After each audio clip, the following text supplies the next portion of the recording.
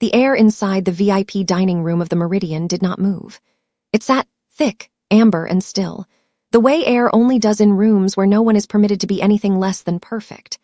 Warm brass sconces lined the walls, their light trapped behind frosted glass, casting everything in a color that looked like expensive honey and felt like a cage. The wood paneling was old, polished to a mirror shine over decades by hands that never asked what happened inside these walls. A single long table, white linen pressed so stiff it could cut, stretched across the center of the room. Crystal, silver, a dark red wine breathing in a crystal decanter, and silence. The kind of silence that is not empty, but full of the weight of a room that has seen too many conversations no one is allowed to remember. At the head of the table, in the seat that caught the least light, sat Yong, 34 years old, a man who had not raised his voice in a business meeting in 6 years because he had never needed to. The ink crawled up from beneath his collar and wound around the left side of his neck in patterns that, if you looked closely, told a language most people in Seoul preferred not to read. His hands rested on the table, fingers loose, completely still. Tattooed knuckles.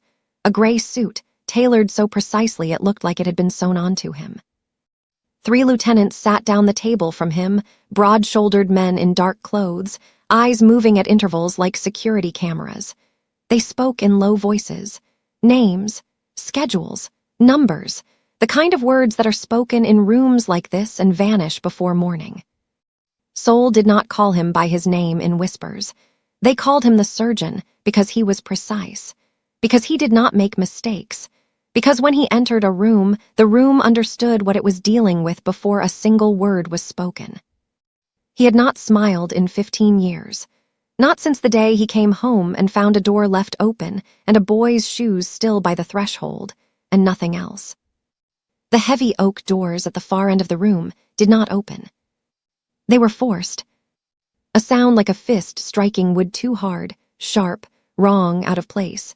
And then the doors swung wide and the silence shattered like something glass hitting tile. She came through the gap like a bolt of light through a dark window. Small, fast, a blur of pink lace and wild, dark curls, her hair catching the brass light as she ran, not stumbling, not hesitating, straight across the marble floor toward the table. Her bare feet slapped against the stone. Her eyes were enormous. Wet, alive with a terror so immediate and so raw it had no room for tears yet, only speed, only direction, only now. And the direction she chose was not the exit.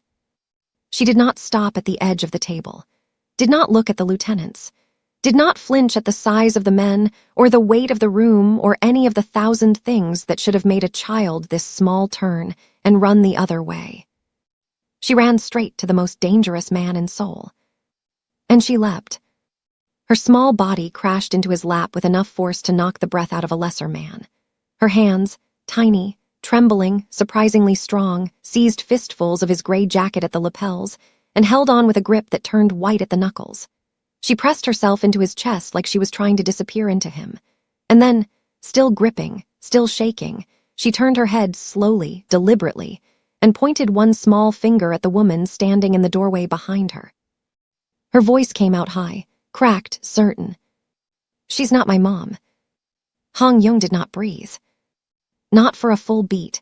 Not for the length of time it took for every man in the room to register what had just happened and reach, instinctively, for the places where they kept their hands when trouble walked in. He did not move, did not reach for the child, did not push her away. He sat perfectly, terrifyingly still, and looked down into her face. And something in his chest cracked open along a fault line he had spent 15 years sealing shut, because he had seen those eyes before, wide, dark, desperate, searching for someone, anyone, who might be the last safe thing left in the world. He had seen them in a mirror, the morning after a door was left open and a boy was gone and the world stopped making sense. They were his brother's eyes. Standing in the space, the doors had been forced open, was a woman. She had not rushed in after the child. She had not raised her voice. She stood at the threshold with her shoulders squared and her chin level, dressed in a black blazer that fit her the way armor fits a general, not for show, but for function. Her hair was pulled back.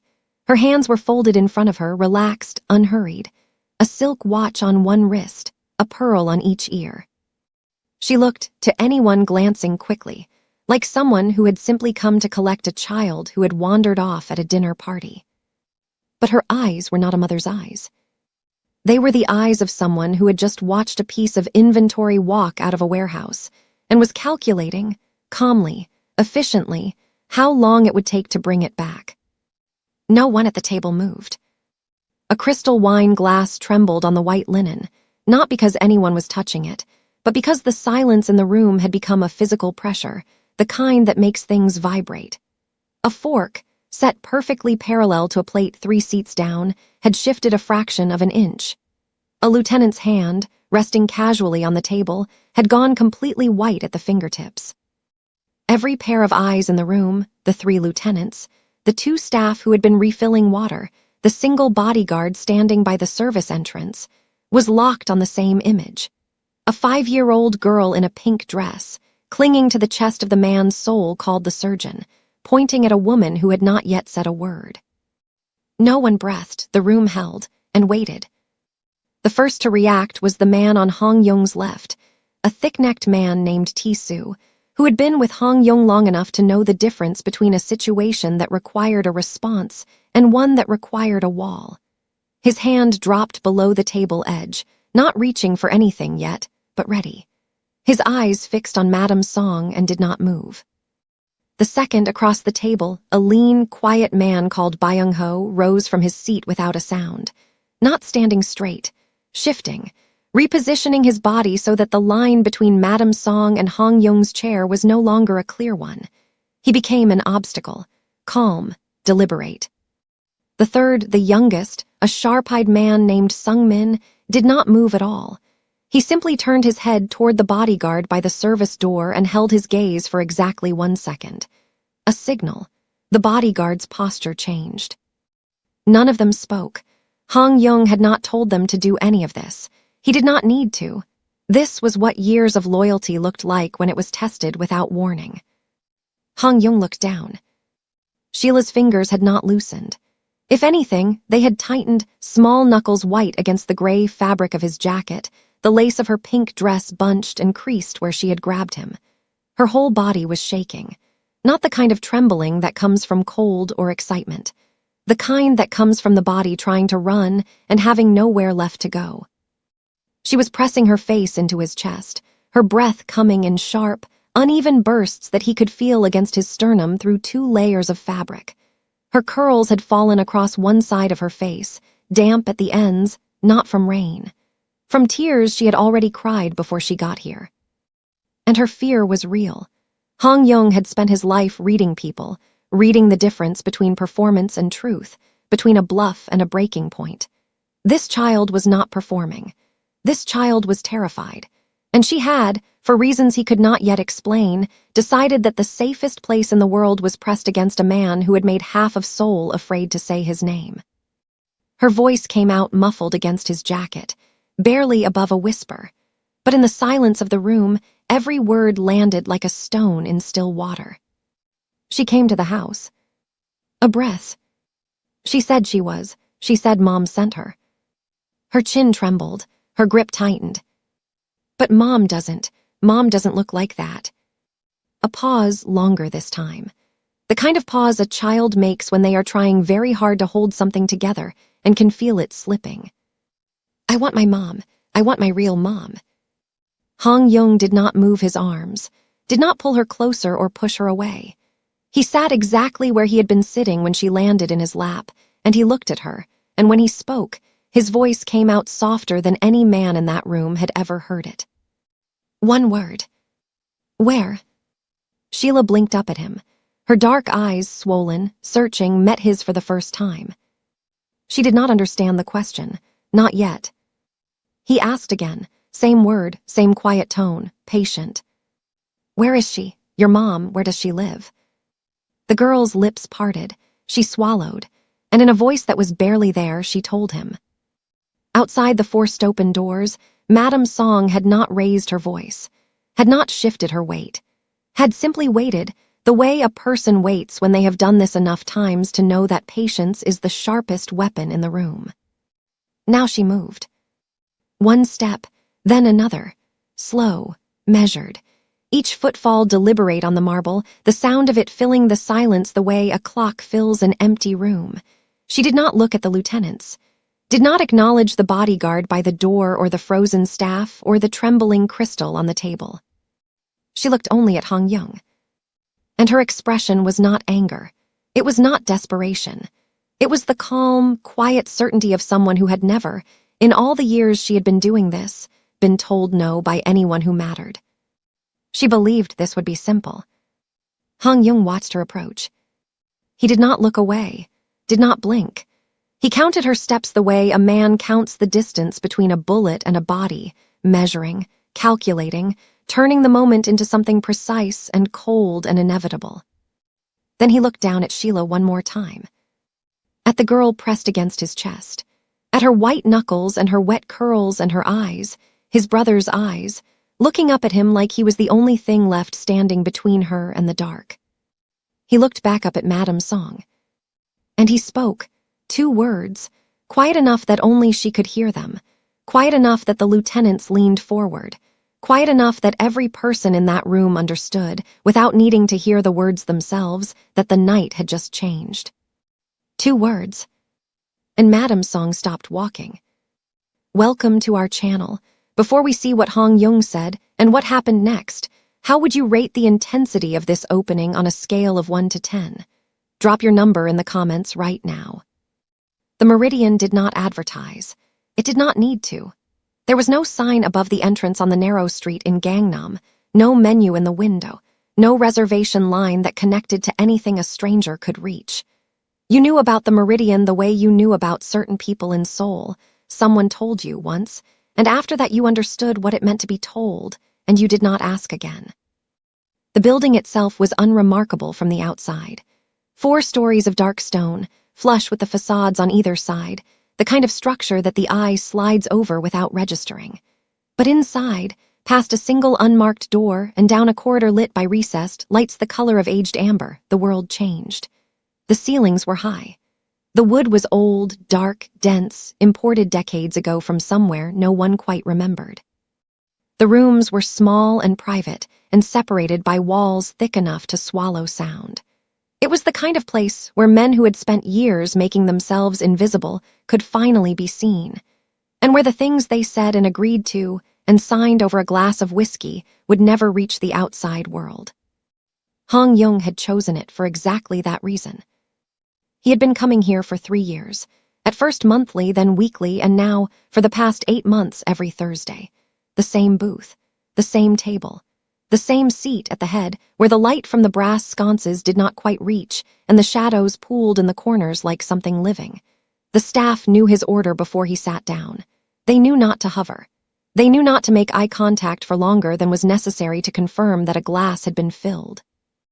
They knew, in the way that people who work in rooms like this learn to know things, that Hong Yong was not a man who required service. He required presence. And presence meant being there without being noticed. Tonight the table was set for 6. Hong Yong sat at the head, as always. To his left, close enough that his bulk was a constant low vibration in the room, sat Tisu, the oldest of his lieutenants, a man whose neck was thicker than most men's forearms and whose face carried the particular bluntness of someone who had been hit many times and had stopped being bothered by it a long time ago. Tisu did not talk much at these dinners. He listened. He watched. He turned his wine glass slowly in his hand, with the patience of a man who understood that his value was not in what he said, but in what he was prepared to do. Across the table, Byung-ho sat with the precise stillness of someone who had been trained, not just taught, but trained to take up as little space as possible while remaining absolutely impossible to ignore. He was lean, sharp-boned. His dark jacket fit him the way a second skin fits, and his hands, when they rested on the table, were always slightly curled, as if prepared to close into fists at a moment's notice. He had been with Hong Yong the longest, 6 years. Long enough to have watched the syndicate grow from a collection of loosely affiliated debts and favors into something that commanded genuine fear across 3 provinces. Long enough to know every fault line in Hong Yong's temperament and to navigate around them with the quiet precision of a man walking through a room full of glass. Sungmin was the youngest, 28, Sharp-eyed in a way that made people uncomfortable, the kind of eyes that did not just look at you but read you, quickly and thoroughly, and filed what they found away for later use. He spoke less than the others, but his silences were not empty. They were deliberate, calculated.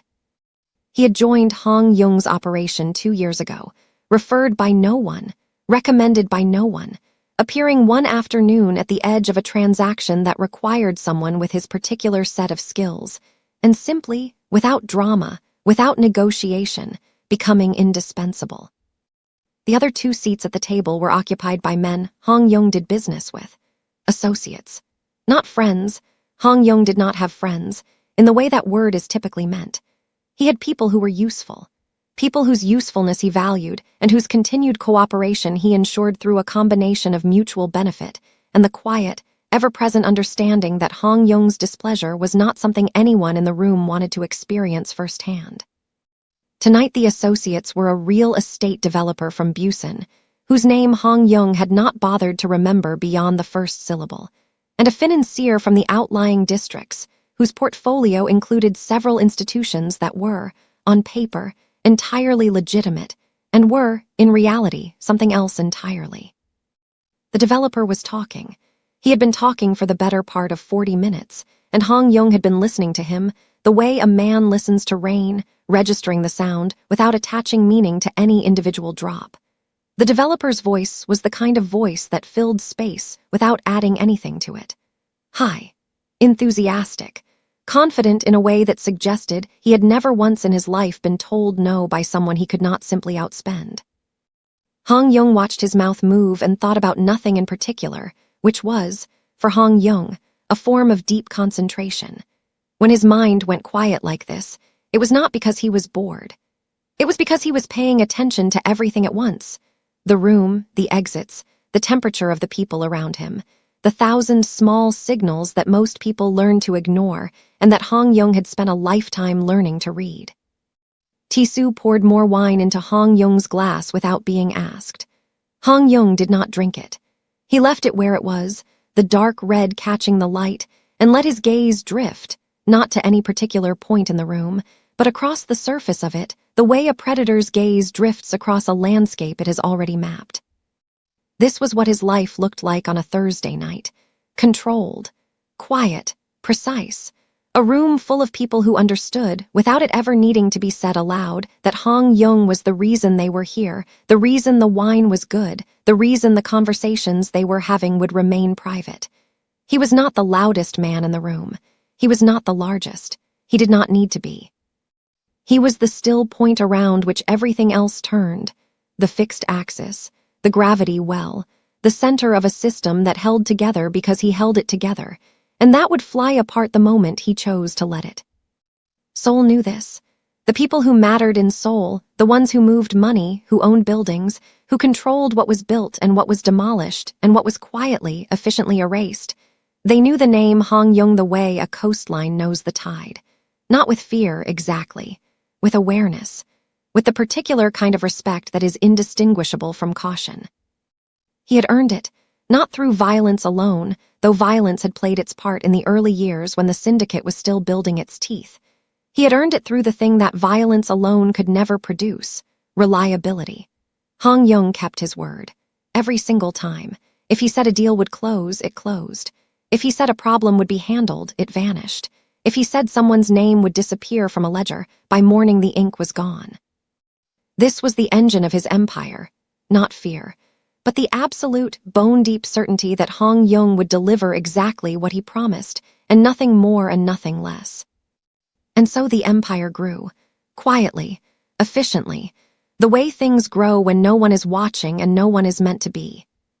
Tonight should have been another Thursday, another room, another set of names and numbers exchanged over crystal and white linen. Another evening in which Hong Yong sat at the center of his world and let the world turn around him and felt nothing. Or rather, felt the particular kind of nothing that a man feels when he has long since stopped expecting anything from the hours of his life, beyond the smooth, predictable continuation of his control. He had not smiled in 15 years. This was not something he thought about. It was simply a fact of his body, The way the scar on his left collarbone was a fact, something that had happened, that had changed the landscape of him, and that he carried without comment or complaint. 15 years ago, he had been 19. 19 and already sharp, already dangerous in the way that certain young men are dangerous. Not because of what they have done, but because of what they are capable of, and have not yet been given a reason to unleash. He had been living in a small apartment in Mapogu with his younger brother, a boy of 12 who was too curious for his own good, and who smiled the way certain people smile. Openly, without calculation, as if the world were still a place worth being generous toward. The boy was gone, had been gone for 15 years. Taken, though the word itself felt too small for what had actually happened, on an ordinary afternoon while Hong Yong was out, the apartment door left open. The boy's shoes by the threshold. Nothing else. No note, no demand. No trail that led anywhere Hong Yong could follow, no matter how far he followed it, or how many people he asked, or how much money he spent trying to find the answer to a question that, over 15 years, had never once been answered.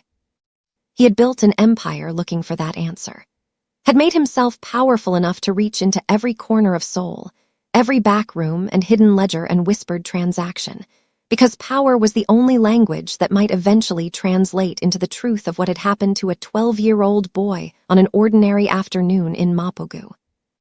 He had not found it yet. Tonight the developer was still talking. The wine was still breathing in its crystal decanter. Tisu's hand rested on the table, steady as stone. Byung-ho watched the financier with his quiet, measuring eyes. Sungmin sat at the far end of the table and said nothing and saw everything. And Hong Yong sat at the head of the table in the amber light and the deep silence and the thick, expensive air of the Meridian. And he was thinking about nothing, and the room was turning around him, and everything was exactly where it was supposed to be. And then the doors opened. Not gently, not the way doors open when a waiter enters or a guest arrives late. They open the way doors open when something on the other side of them has been moving fast and has not stopped moving and does not intend to stop. A sharp crack of wood against the frame.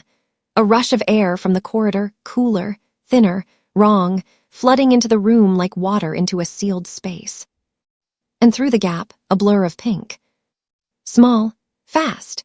A child, a girl, no more than 5, her dark curls wild and bright against the pale lace of her dress, came through the doorway at a sprint, her bare feet striking the marble floor in a rapid, uneven rhythm that echoed off the wood-paneled walls like a drum being played by someone who did not know the tempo. She did not slow down, did not look at the men at the table, did not register the size of the room or the weight of the silence she had just shattered or any of the 1,000 things that should have stopped a child this small in her tracks. She ran straight toward Hong Yong. And the room that had been so still, so controlled, so perfectly ordered around the axis of one man's quiet authority, held its breath and watched everything change. She did not stop at the edge of the table. This was the thing that registered first, not the sound of her, not the shock of a child in a room where children did not exist, but the fact that she did not stop. There was a moment, a fraction of a second, the kind of interval that most people would not consciously notice, but that Hong Yong, whose entire life depended on reading moments like this, registered with perfect clarity in which the girl could have hesitated, could have taken in the room, the men.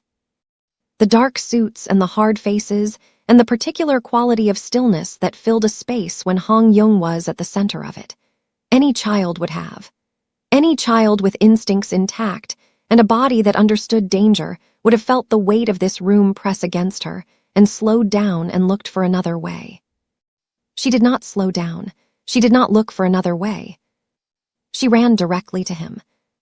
The collision was small, but it was real. Her body struck his lap with enough force to shift his weight, not much, not enough to move him, but enough that he felt it. Felt the sudden, unexpected warmth of a living thing pressing against his chest. Felt the grip, 2 small hands seizing the lapels of his jacket with a strength that was disproportionate to her size, fingers curling into the fabric and pulling, as if she were trying to climb inside him. Her curls brushed against his chin. The lace of her dress caught on the buttons of his shirt. She smelled of something clean, soap, maybe, or the particular clean sweet scent that children carry without knowing it, and underneath that, something else. Something sharper. Fear. The actual chemical smell of it, faint but unmistakable to someone who had spent enough time in rooms where fear was present. Yong did not move.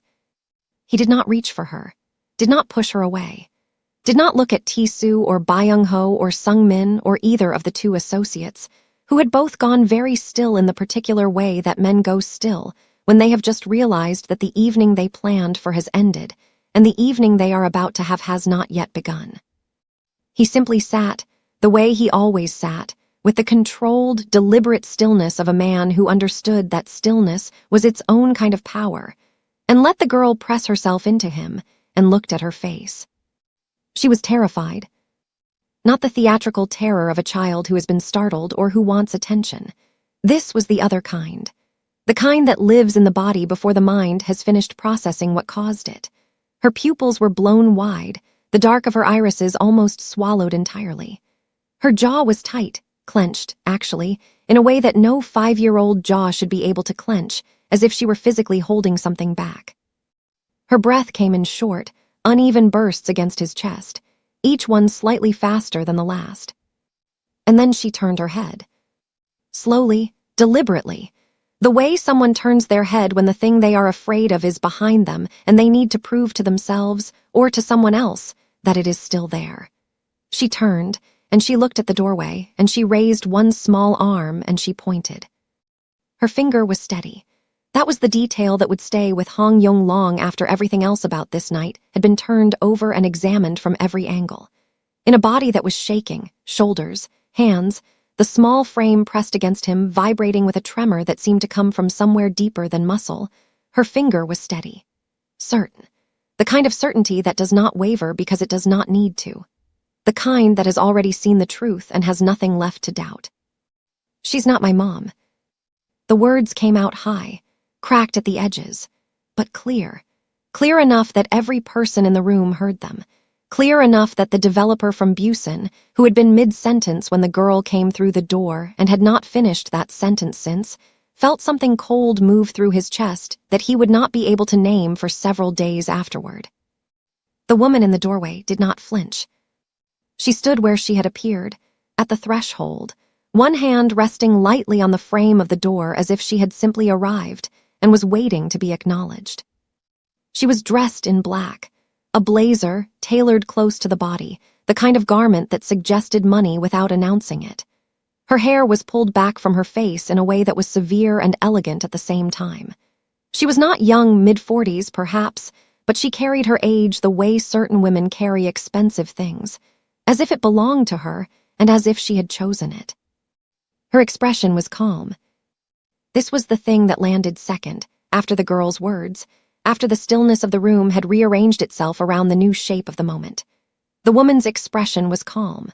Not composed was an effort, a mask held in place by will. This was something else. This was the calm of someone for whom this situation, a child in a room full of dangerous men, a finger being pointed, a plea being made was not an emergency, was not even, particularly, a surprise. She looked at Yong, not at the girl, not at the lieutenants, whose body language had shifted in the last 3 seconds from relaxed to something considerably more alert. She looked at Yong, and her eyes, dark, steady, assessing, moved across his face the way a person's eyes move across a document they are reading for the second time, checking details, confirming what they already knew. Then she spoke. Her voice was low, measured, the kind of voice that is used to being listened to and has long since stopped needing to raise itself to achieve that effect. "I apologize for the disruption," she said. "My daughter wandered off. Children are so curious at this age." The words were smooth, rehearsed even, or rather, so practiced that they no longer sounded rehearsed. They sounded natural. They sounded like something a mother would say. And if Yong had been anyone else, if he had been a man who took people at their word, who accepted the surface of things without pressing down on them to see what was underneath, he might have nodded, might have handed the child back, might have let the woman take her and leave, and let the evening continue as it had been continuing before the doors were forced open. Yong was not that man. He looked at the girl, at her hands still locked in the fabric of his jacket, at her body still pressed against his chest, still trembling with that deep, sourceless tremor. At her face, which had not turned back toward him but was still pointed at the woman in the doorway, still looking at her the way an animal looks at the thing that has been chasing it. He looked at the woman, at the calm, at the steady hands, at the eyes that had not once, in the entire time she had been standing there, looked at the child with anything that resembled worry. And he made a decision. It was not a dramatic decision. It did not feel in the moment like anything at all. It was the kind of decision that happens beneath the surface of conscious thought, the kind that the body makes before the mind has finished forming the question. Hong Yong's hands, which had been resting on his thighs, moved. One of them came up and settled lightly, carefully, with a gentleness that would have shocked anyone in the room who had only ever seen those hands do other things, against the back of the girl's head. His fingers rested in her curls. He did not pull her closer. He did not hold her tighter. He simply placed his hand there and let it stay, and the message that the gesture sent to the woman, to the lieutenants, to every person in the room who was watching, was as clear as if he had said it aloud. No. Madame Song, because that was her name, and Hong Yong would learn it before the night was out, would learn it the way you learn the name of something that has just become important to you, did not move from the doorway, did not change her expression, did not look surprised or offended or anything other than what she had looked when she first appeared. Calm, patient, unhurried. Something shifted. Something small and almost imperceptible, visible only to someone who was watching her face with the kind of attention Hong Yong was giving it. A tightening around the eyes, a fraction of a degree in the set of her jaw. Not fear, not anger, something colder than either. The adjustment of a calculation. The quiet, internal rearrangement that happens when a plan encounters an obstacle and the mind behind the plan begins, immediately and without drama, to work out how to remove it. She did not argue, did not press, did not raise her voice or step further into the room or reach for the girl. She simply stood there, for 3 seconds, 5, 8, and looked at Hong Yong with those dark, steady eyes, and let the silence do what silence does when it is left alone in a room full of people who are all thinking the same thing. Then she turned, smoothly, without haste, and she walked back into the corridor, and the sound of her footsteps on the marble faded the way water fades when a door is closed, gradually, and then not at all. The room exhaled. It was not a sound anyone made deliberately. It was the collective release of breath that a group of people makes when a pressure they have been holding without knowing they were holding it suddenly lifts. A glass clinked somewhere. The developer from Blasian shifted in his seat. The financier, who had not spoken a single word since the girl arrived, picked up his wine and drank from it with a hand that was not entirely steady. Hong Yong did not exhale. He sat exactly as he had been sitting, the girl still pressed against him, his hand still resting in her curls, and he stared at the doorway where Madame Song had been standing, and he thought about the way she had looked at him. Not with anger, not with frustration, with the particular, quiet patience of someone who was not finished. Someone who intended to come back. Sheila, still trembling, still gripping his jacket with both hands, tilted her face up toward him. Her eyes, enormous, dark, swimming with tears that had not yet fallen, found his face and held it. She did not speak. She did not need to. The question was there in the way she looked at him, in the way her small body was angled toward him as if he were the only fixed point in a world that had been moving too fast for too long. Are you going to let her take me? Hong Yong looked down at her. At this child he had never met, who had come through a door uninvited and uninstructed and had chosen him. Of all the people in this room, of all the exits, of all the possible directions a frightened child could run, had chosen him. And he held her gaze, and he did not smile, because he had not smiled in 15 years, and that was not something that changed in an instant. But something in his expression shifted. Something settled. The way a wall settles when its foundation finds solid ground. He did not say the words. He did not need to. The answer was already there in his hand, still resting against the back of her head, in the stillness of his body, in the fact that he had not moved, had not flinched, had not handed her back, and did not intend to. Madame Song believed that every person had a price, that children were inventory, that the world was a ledger, and everyone in it could be moved from one column to another if you knew the right number to write beside their name. She was about to learn that she had chosen the wrong ledger and the wrong man to write beside. Madame Song believes that every person has a price and children are just products. If you believe that family is sacred and refuse to side with Song's greed, hit that subscribe button now. Join Hong Yong's side. The car was black, and it was already running. Hong Yong had not called for it. He did not need to. Sungmin had slipped out of the dining room while Madame Song was still standing in the doorway, had moved through the service corridor at the back of the Meridian with the practiced silence of someone who had done this kind of thing many times before. And by the time Hong Yong rose from the table with the girl still pressed against his chest, the car was idling on the narrow street outside, its engine a low, continuous hum beneath the amber streetlights. This was what it meant to have people who understood what was needed before it was asked for. Not loyalty, exactly. Loyalty was a word that implied emotion, and the men who worked for Hong Yong operated largely beyond emotion. What they had was something more useful: precision. The ability to read a situation and move within it correctly, without hesitation, without the need for instruction. Tisu walked them out, not beside them, behind. 3 steps back, close enough to intervene if something happened, far enough to not crowd the space between Hong Yong and the door. His presence was a wall of mass and quiet menace that followed them down the corridor and out into the night air. And it did not leave until Hong Yong and Sheila were inside the car, and the door was closed, and the lock engaged with a soft, definitive click. The interior of the car was dark. Not the darkness of a space that has not been lit, but the darkness of a space that has been deliberately kept dim, tinted windows, no overhead light, the dashboard instruments turned down to almost nothing. It smelled of leather and something faintly chemical, the particular scent of a vehicle that is maintained to a standard well beyond what most cars require. Hong Yong sat in the back seat, and Sheila sat beside him, and for the first 30 seconds neither of them moved. Then the car pulled away from the curb, smoothly and without sound, and Seoul began to slide past the windows in streaks of light and shadow, and Hong Yong looked at the girl beside him and began, very carefully, to pay attention. She had stopped trembling.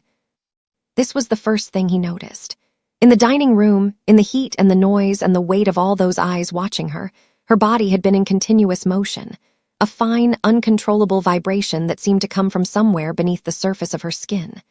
Now, in the dark and the quiet and the enclosed space of the car, the trembling had stopped, not because she was calm.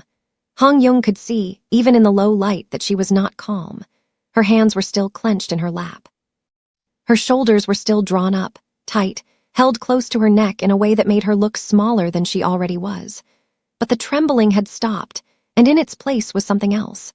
Something Hong Yong recognized because he had seen it before in other people, in rooms and corridors and situations where the stakes were high and the margin for error was 0. She was alert. Her eyes moved constantly, not quickly, not the frantic, darting movement of someone who is panicking, but in a slow, deliberate sweep. Left, right, the window, the space between the front seats, the rear-view mirror, which she could not have seen clearly from where she was sitting, but which she looked at anyway, as if she understood instinctively what it was for. Each time a streetlight passed and flooded the interior with a brief pulse of amber, her gaze snapped to the source and then moved on, cataloging it, dismissing it, already looking for the next one. Hong Yong watched her do this, and something moved in his chest, not an emotion, exactly, or not one he would have named as such. Something older than emotion, something closer to recognition. He had seen this behavior before, had in fact exhibited it himself in the years after his brother disappeared, that constant, scanning awareness of the environment, the inability to stop watching the exits, the way every new space had to be mapped before it could be occupied. The body's way of compensating for a threat it could not see but had not forgotten. The way a person moves through the world when they have learned, through experience rather than instruction, that the world is not safe. This child had learned that lesson, recently and thoroughly. The safe house was not in Seoul proper. Hong Yong kept several properties, a network of locations spread across the city and beyond it, each one maintained by people whose discretion was absolute, and whose connection to Yong could not be traced through any public record or financial document. Tonight he chose the one in Blasian, a small house on the edge of a residential neighborhood, unremarkable from the outside, single-story, modest garden, the kind of place that blended into its surroundings the way a gray stone blends into a gray wall. Inside it was clean and simply furnished and entirely self-contained. Everything needed to exist in it for weeks without stepping outside. Fresh water, food, clothing in various sizes, a secure communication line, locks on every door that could be engaged from the inside. The drive took 40 minutes. Yong spent most of it watching Sheila, and Sheila spent most of it watching everything else. She did not speak. This, too, was something Yong noted. In the dining room she had spoken clearly, had spoken with force, had spoken the words that had broken the silence of the room and changed the shape of the evening. But now, in the quiet dark of the car, she said nothing. She sat with her hands in her lap and her eyes moving and her mouth closed, and the silence she held was not the silence of a child who did not know what to say. It was the silence of a child who had learned, again, through experience rather than instruction, that speaking drew attention, and that attention, in certain situations, was dangerous. Hunted, the word arrived in Yong's mind without him looking for it, and once it arrived it stayed because it was the right word, the precise word. The word that described not just what he was seeing, but what he was feeling, the particular quality of the girl's presence in the car, the way she occupied the space, the way her body was positioned, and her eyes were moving and her silence was maintained. She was not simply afraid. She was behaving the way prey behaves when it has been chased for long enough that the chasing has become the shape of its life. The vigilance was not a reaction to something that had happened tonight. It was older than tonight. It had been built into her, layer by layer, over a period of time that Yong could not yet measure but intended to. They arrived at the house at 11:15. The driver, a man Yong trusted with his life, which was not a phrase he used loosely, cut the engine and sat in silence for exactly 15 seconds, scanning the street, the neighboring houses, the shadows between them before opening his door and stepping out. He checked the perimeter, checked the entrance, opened the front door from the inside and stood aside, and Yong carried Sheila out of the car and into the house and into the quiet, and the door closed behind them, and the locks engaged, and the world outside stopped mattering. The interior of the safe house was lit by a single lamp in the hallway, warm, low, the kind of light that does not assault the eyes after hours of darkness. Yong set Sheila down gently, and for the first time since the dining room, her hands released the fabric of his jacket. She stood on the floor, bare feet on the wooden boards, the pink lace of her dress slightly rumpled, her curls still wild, and looked around the hallway with the same slow, scanning attention she had been paying to the car. Yong watched her do it, watched her eyes move from the front door, checking the lock, he realized, nodding whether it was engaged, to the hallway, to the two doors on either side of it, to the window at the far end where the curtains were drawn. She was mapping the space, taking inventory, finding the exits and the walls and the places where she could put her back against something solid and see everything that moved. He let her do it, did not interrupt, did not speak, did not try to fill the silence with reassurance or explanation or any of the things that adults typically say to children in moments like this. The "you're safe now" and the "it's going to be all right," and the other phrases that are meant to comfort but that, in Yong's experience, rarely do, because children know, the way they know most things, when words are being used to make the speaker feel better rather than the listener. When she had finished mapping the hallway, she turned back to him, and for the first time since she had come through the doors of the Meridian, something in her face changed.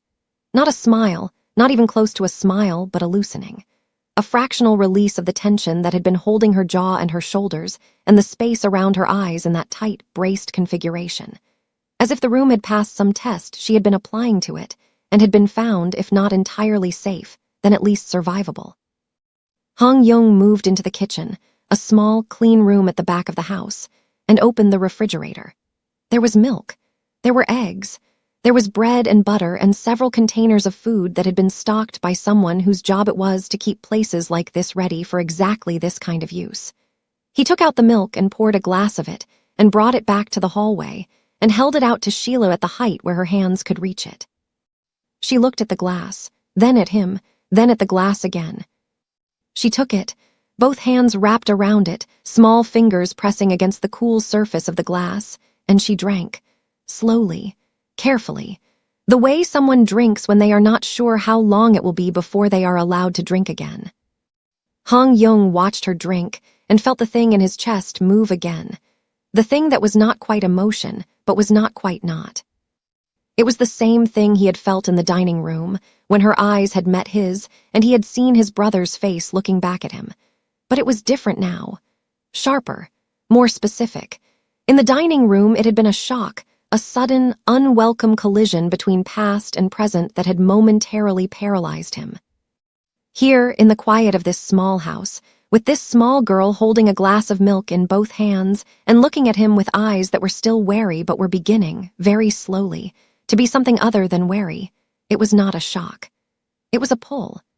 A quiet, insistent gravitational force, drawing him toward something he had spent 15 years refusing to move toward. He sat down on the floor, not on a chair on the floor, cross-legged, his back against the wall at the same height as Sheila. It was not a conscious decision. It was simply what his body did as if it understood, before his mind had finished thinking it, that being large and above her was not what this moment required. Sheila looked down at him. The wariness in her eyes flickered, not disappearing, but adjusting, recalculating, as if she were reassessing the map she had already made of this space and finding that it had changed. She finished the milk, held the empty glass in both hands for a moment, looking at it. Then she sat down too, on the floor, a meter away from him, her legs folded beneath her, the pink dress pooling around her like something spilled. They sat in silence. The house was quiet. The lamp in the hallway cast its warm, low light across the wooden floor and the two of them sitting on it, a man who had not let anyone close to him in 15 years, and a child who had just learned, in the space of an hour, that close was possible. Outside, Seoul moved and turned and breathed, indifferent to both of them. But in here, in this small room with its locked door and its drawn curtains and its single lamp, the world had narrowed to this, two people on a floor. And the silence between them was not empty. It was the beginning of something neither of them had a name for yet. The call went out at midnight. Not from the safe house. Yong did not use the communication line there for anything that could be traced back to it. He used the phone in the car, on the way back from dropping Sheila with the one person in Seoul he trusted to watch over her without question and without curiosity. That person was a woman named Haijin, who ran a dry cleaning business in Mapogu and who had, over the course of a long and uncomplicated arrangement, proven herself to be exactly the kind of person Yong needed in moments like this. Capable, discreet, and entirely uninterested in the reasons behind the things she was asked to do. She would keep Sheila fed and warm and safe, and she would not ask Yong a single question about why. And in the morning, Yong would have the answers he needed, and the girl would still be where he had left her, and the chain of custody would remain unbroken. The call was to Byung-ho. 2 words, a name. The name of a woman, not Madame Song, not yet, but someone adjacent to her. Someone who operated in the same ecosystem. Yong did not explain. He did not need to. Byung-ho understood that the name was a thread, and that pulling on it was the instruction, and that the pulling should begin immediately and should not stop until everything attached to the thread had been laid out in the light. By 2 in the morning, Byung-ho had made 6 calls. By 3, he had made 12. By the time the first gray suggestion of dawn began to lighten the eastern edges of Seoul's skyline, he had assembled, not a file exactly, but a shape. An outline. The rough contour of a woman who went by several names and several faces, and who, for the past decade, had been operating in the spaces between Seoul's legitimate society and the parts of it that did not appear on any map. Yong read what Byung-ho had gathered in the back office of a building in Uido that belonged, on paper, to a consulting firm, and that belonged, in reality, to no one and to Yong simultaneously. The office was small. A desk. A lamp. A laptop that was not connected to any network that could be monitored by anyone outside the room. The information came to him in fragments, phone transcripts, financial records, photographs taken from distances that suggested the subjects did not know they were being photographed. And Yong read each one the way he read everything. Slowly, precisely, without moving, letting the meaning of each piece settle before reaching for the next. Madame Song, 51. Originally from Incheon, though she had not lived there in over 20 years. Educated, well-educated, in fact, at institutions that cost money. Yong's people traced back to sources that did not hold up to scrutiny. She had made her first appearance in Seoul's social landscape 15 years ago, arriving already polished, already connected, already possessing the kind of quiet authority that suggested she had been building it for a long time before anyone noticed. She moved in circles that were expensive and exclusive and carefully curated. Charity galas, private dinners, the kind of events where the guest list was itself a form of currency. She was, on the surface, exactly what she appeared to be, a woman of means and influence and impeccable taste, who knew the right people and attended the right events, and whose presence at any gathering was considered, by the people who mattered, to be a small but meaningful endorsement. Beneath the surface was something else entirely. It took Yong until 4 a.m. to find it, not because it was well hidden, but because it was hidden in the way that only things hidden in plain sight can be. Madame Song did not broker children on paper. She did not leave records, did not create trails, did not conduct any part of what she did through channels that could be followed in the conventional way. What she did was quieter than that, subtler. She arranged introductions. She connected people who needed things with people who could provide them. And the things and the people and the connections existed entirely in a world of spoken agreements and mutual dependency, and the particular kind of trust that is built not on affection, but on shared complicity. But Sheila's mother had found a crack in it. Her name was Rachel Voss, German-Korean, born in Hamburg, raised in Seoul, 38 years old, a freelance journalist, investigative, specializing in the kind of stories that required months of quiet, patient work, and that, when they finally appeared in print, tended to cause damage that could not be easily repaired. She had been working on a piece for the better part of a year. A piece about the disappearance of children in Seoul, not the dramatic, headline-worthy disappearances, the ones that made the news and triggered police searches and generated public outrage, but the other kind. The quiet ones. The ones where a child vanished from a situation that was already unstable, a custody dispute, a household where the adults were too consumed by their own fractures to notice when something small and essential had been removed. The ones where no one looked too hard, because looking too hard required acknowledging that the system designed to protect children had gaps in it large enough to lose them through. Rachel Voss had been looking, and she had been finding things. Yong read her notes, or rather, the copies of her notes that Byung-ho had obtained through a process Yong did not ask about and did not need to know. They were meticulous, organized in a way that suggested a mind that was not just intelligent, but structured, capable of holding many threads simultaneously and weaving them into something coherent without losing any of them. Rachel had been tracking a pattern, a network. A system in which children were not kidnapped in the traditional sense, were not grabbed off streets or stolen from playgrounds, but were transferred, moved, quietly and legally, and with the full cooperation of the adults involved, from one set of hands to another. And the hands that received them were not always the hands that should have. The word she used in her notes, the word that appeared again and again, underlined, circled, connected by lines and arrows to other words and other names, was replacement. Not kidnapping, replacement. The distinction mattered. Rachel had written in a margin note that Yong read 3 times. Kidnapping implied absence. A child was taken and the taking was noticed, and the absence created a wound that demanded to be healed. Replacement implied something worse. A child was taken, and another child, or the appearance of another child, a substitute, a convincing enough approximation, was put in their place, and the wound was never noticed, because there was no absence. There was only a substitution, smooth and seamless, and the world moved on as if nothing had changed. Yong set the pages down and sat in the lamplit silence of the office and let the shape of it form fully in his mind. Rachel Voss had been building a case against Madame Song, piece by piece, transaction by transaction, name by name. She had identified at least 14 instances over the past 7 years in which a child had been moved from one household to another through Song's network.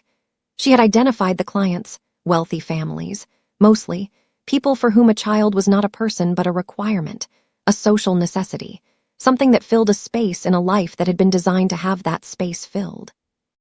And she had identified the mechanism by which the children were sourced, and the mechanism by which the originals were, in Rachel's careful, precise language, retired. Retired. Yong turned the word over. It was a euphemism, and Rachel had known it was a euphemism, and she had used it anyway because the alternative, the word that the euphemism was standing in for, was not something she had been willing to commit to paper. Not yet. Not until she had proof that went beyond pattern and inference and entered the territory of evidence. She had been close. The notes made this clear.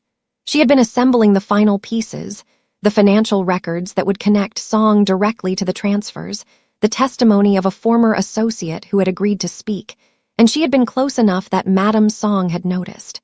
Close enough that the calm, patient woman in the black blazer had begun to move. Rachel Voss had not been seen in 11 days. Yong found this information in the last of the documents Byung-ho had assembled, a brief, factual note, the kind of thing that someone compiling information quickly would add at the end, as an afterthought, as a detail that might or might not be relevant. Rachel Voss. Last known location, her apartment in Seongbukgu.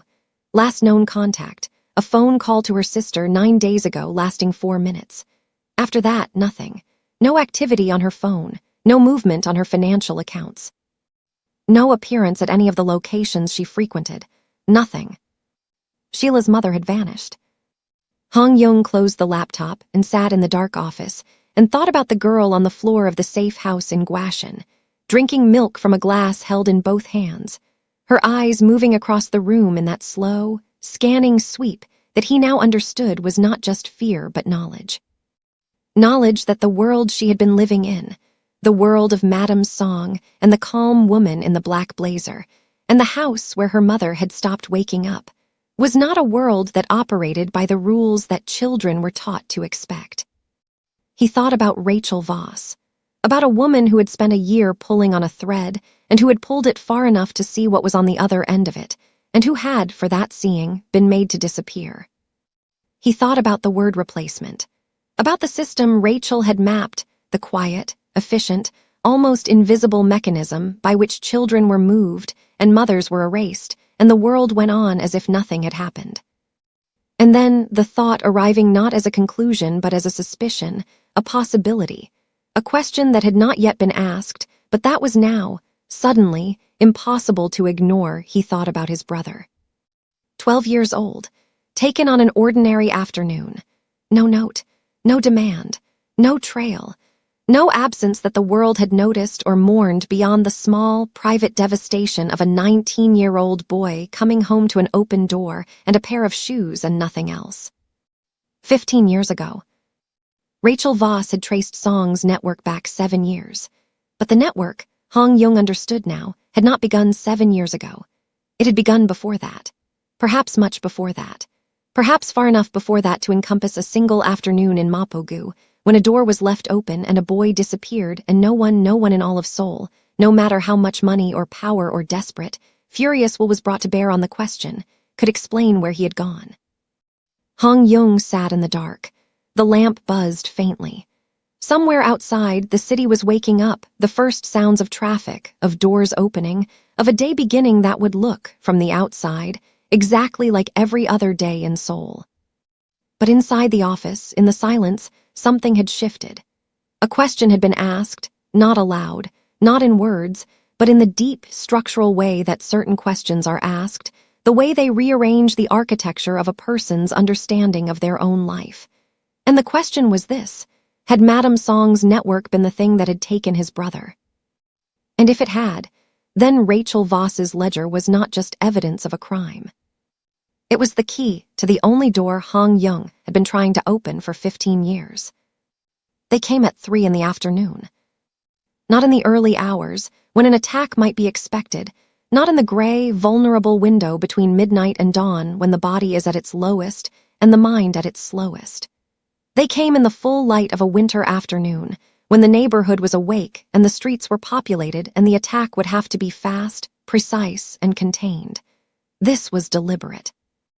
Yong understood this the moment the first report came in, a single text from the man he had posted on the street outside the safe house in Blasian, a man whose job was not to fight but to watch and to warn.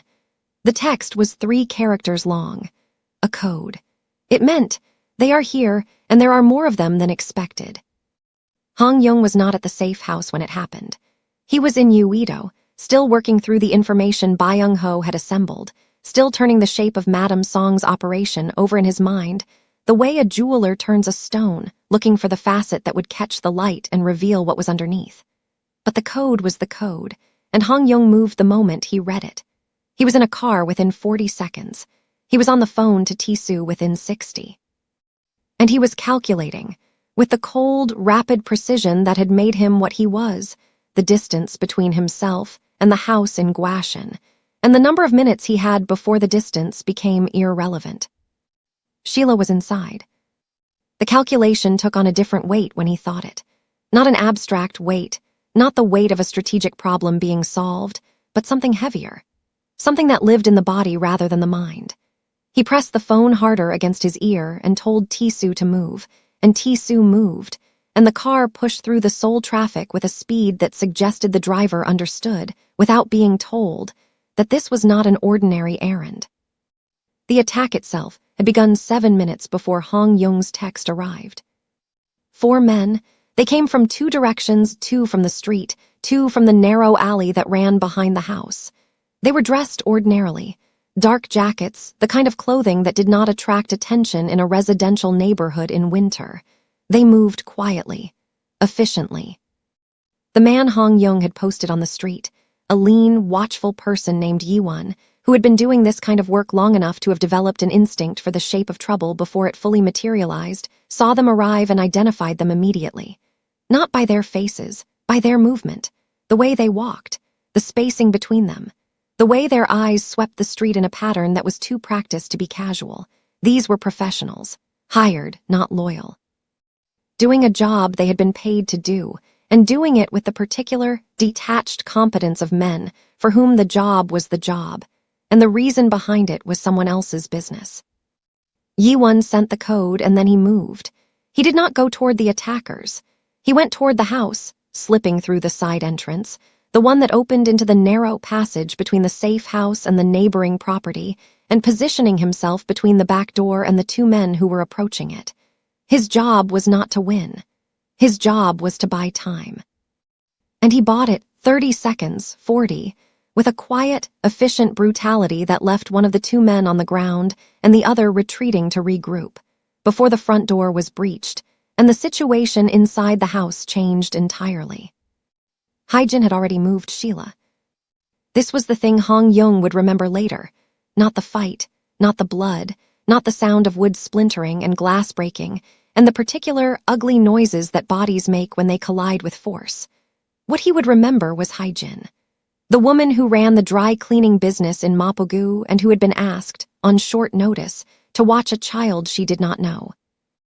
And who had done what she always did when something was required of her. She had done it correctly, and she had done it without drama, and she had done it in a way that saved a life. When the front door was hit, when the first of the attackers pushed through it with enough force to crack the frame, Haejin was already in the back room. The small bedroom at the end of the hallway, the one with no window and only one door and a lock on the inside that was solid enough to hold for several minutes against someone who was trying to get through it. She had Sheila in her arms.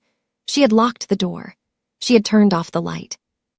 And she was sitting on the floor with the girl pressed against her chest, one hand over Sheila's mouth, gently, carefully, but firmly, and the other hand gripping a length of iron pipe that she had taken from beneath the kitchen sink, where Yong's people always kept one, because Yong's people understood that the last line of defense was never a plan, but a person willing to use whatever was in their hand. The 2 men who came through the front door did not know about the back room. Not yet. They moved through the hallway with the practiced efficiency of people who had done this before, clearing corners, checking doors, moving in a rhythm that was coordinated without being spoken. The first one reached the kitchen, found it empty, moved back into the hallway. The second one was heading for the bedroom door when Yi-won came through the side entrance, bloodied, one arm hanging at an angle that suggested it had been damaged in a way that would require more than rest to repair, and hit the man from behind with enough force to drive him into the wall. The fight that followed was not elegant. It was not the kind of violence that looks purposeful or controlled or in any way like something that has been choreographed. It was close and fast and ugly, bodies in a narrow space, fists and elbows and knees finding targets in the dark, the sound of breathing and impact, and the occasional sharp, involuntary noise that a body makes when something inside it gives way. Yi-won fought with one functional arm and a level of commitment that suggested he understood exactly what was at stake in that hallway, and what would happen if the men got past him. They did not get past him, not entirely, but it cost him, and by the time the hallway was clear, by the time the two men who had come through the front door were on the ground and not getting up, Yi-won was also on the ground, conscious but barely, his face pressed against the wooden boards and his good arm wrapped around his ribs in a way that told Hong-young, when he arrived and saw it, that several of those ribs were broken. Hong-young arrived at 17 minutes past 3. He came through the front door at speed, not running exactly, but moving with a velocity that was something other than running, something that combined physical speed with a quality of focus so complete that it seemed to compress the space around him. The hallway was a wreck. The door frame was splintered. A light fixture had been knocked from the ceiling. There was blood on the floor, not a lot, but enough to register, enough to catch the light from the single remaining lamp and turn it into something that could not be ignored. Yi-won was on the ground. One of the attackers was also on the ground, unconscious, his face turned to the side in a way that suggested his jaw had been broken. The other was not unconscious. He was on his knees, trying to get up, one hand braced against the wall, and when he saw Hong-young come through the door, his body went rigid in the particular way that a body goes rigid when it recognizes that the situation has just become something it was not prepared for. Hong-young did not speak. He crossed the hallway in 3 steps and he hit the man. Not once would have been enough to put him down, and Hong-young knew this and he did it anyway. He hit him again, and again. Each strike was precise, not wild, not fueled by rage in the way that rage is typically understood, but something colder than rage, something that lived in a different part of the body and operated according to different rules. It was the violence of a man who had spent 15 years building an empire, and had, in the last 24 hours, discovered that the empire he had built was not enough to protect the one thing that had begun, quietly and without his permission, to matter to him. The man went down after the 3rd strike and did not get up. Hong-young stood over him for a moment, breathing, but only slightly, his hands at his sides, the knuckles of his right hand split and bleeding in a way he had not yet noticed. His face was completely still. Not calm, still. The way a lake is still after a storm has passed through it and left everything beneath the surface disturbed but invisible. Then he turned and walked down the hallway to the bedroom door and knocked on it. 2 knocks, a pause, a 3rd. The lock disengaged from the other side. The door opened a crack and Hae-jin's face appeared in the gap, composed, unhurt, the iron pipe still in her hand, held at her side with the casual readiness of someone who had not yet decided she no longer needed it. Behind her, visible over her shoulder, Sheila sat on the floor with her knees drawn up to her chest and her arms wrapped around them, her face pressed into the space between her knees. She was shaking again, the deep, sourceless tremor that Hong-young had seen in the car, the one that came from somewhere beneath the surface of the skin. But she was unhurt. She was whole. She was alive, and she was safe, and the door between her and the hallway had held. Hong-young looked at Hae-jin and nodded once. She nodded back. Then she stepped aside, and Hong-young moved into the room, and he sat down on the floor, the way he had sat down in the hallway the night before, cross-legged, at her height, at her level, and he waited. Sheila did not look up immediately. She stayed curled into herself, her face hidden, her body trembling. But after a minute, after the silence in the room had settled into something that was not threatening, after the sounds from the hallway had stopped and the house had gone quiet again, she lifted her head. Slowly, just enough to see him with one eye, one dark, wet eye looking out from behind her knees. Yong did not move, did not reach for her, did not say anything. He simply sat where he was and let her see him, and let the silence do what silence does when it is allowed to exist without being filled. After a while, Sheila uncurled. Slowly. The way a thing uncurls when it has been curled for a long time and is not entirely sure the curling is no longer necessary. She moved toward him, not quickly, not with the desperate speed of the first night, but steadily. And when she reached him, she did not throw herself into his lap. She simply pressed her side against his and leaned into him and stayed there, and the contact was small and quiet and said nothing that words could have said more precisely. Outside, the neighborhood went on. Cars passed. A dog barked somewhere down the street. The afternoon light moved across the floor of the bedroom in a slow, golden drift that had nothing to do with what had happened in the hallway and everything to do with the fact that the world, as it always does, continued. Inside, Yong sat on the floor with a child pressed against his side and blood drying on his knuckles and the knowledge, settling into him now, not as a thought but as a certainty, as something that had moved from the category of possibility into the category of fact, that Madame Song's system had just been tested and had failed, and that the woman who ran it would know this by evening, and that what happened next would not be quiet. He did not care. For the first time in a very long time, Yong did not care what came next, because what was here, what was pressed against his side, breathing, alive, safe, was worth more than anything that could come. Madame Song's system relies on people staying silent and minding their own business. Are you the type of person who would risk your own safety to protect a child in Sheila's shoes? Comment, everyone deserves protection, and like this video to show your support. The move from the safe house happened within the hour. Yong did not linger. The house in Blasian had been compromised, not destroyed, not ransacked, but seen. Madame Song's people knew where it was now, and knowing where something was meant that it could be found again, and found again meant that the next time they came they would come better prepared and in greater numbers, and with less regard for the speed and silence that had defined the first attempt. Yong understood this the way a man who has spent years outrunning threats understands it, not as a theory, but as a fact of movement. A rule of the landscape he inhabited. You did not stay in a place once it had been touched. You moved. And you moved quickly, and you moved to somewhere that had not been touched, and you did not look back. The new location was an apartment in Itaewon, a high-rise, anonymous, one of dozens of identical units in a building that housed hundreds of people who did not know each other's names and did not want to. Yong kept it furnished but rarely used it, and no record of it existed under his name or under any name that could be connected to him through the usual channels. It was on the 11th floor. The windows faced east, and in the mornings the light came in flat and cold and gray, the way Seoul light does in winter, and filled the rooms with a quality of stillness that was different from the stillness of the Meridian or the safe house, not the stillness of luxury or security, but the stillness of anonymity, the stillness of a place where no one was looking. They arrived in the late afternoon. Yong carried Sheila in from the car. She had not asked to be carried, but she had not objected either, and her body against his had a weight to it that was partly physical and partly something else, something that had to do with the fact that she had spent the last several hours in close proximity to violence and had come through it intact and was now, in the aftermath, operating on a reserve of energy that was almost depleted. Haijin came with them.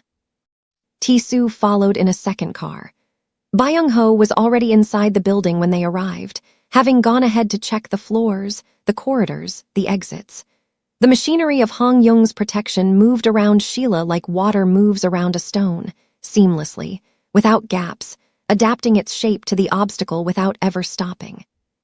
The apartment was small but clean, a living area with a low sofa and a table, a kitchen barely larger than the one in Blasian, a bedroom and a second smaller room that served no particular purpose and that Yong had, at some point in the past, filled with boxes. Storage, mostly.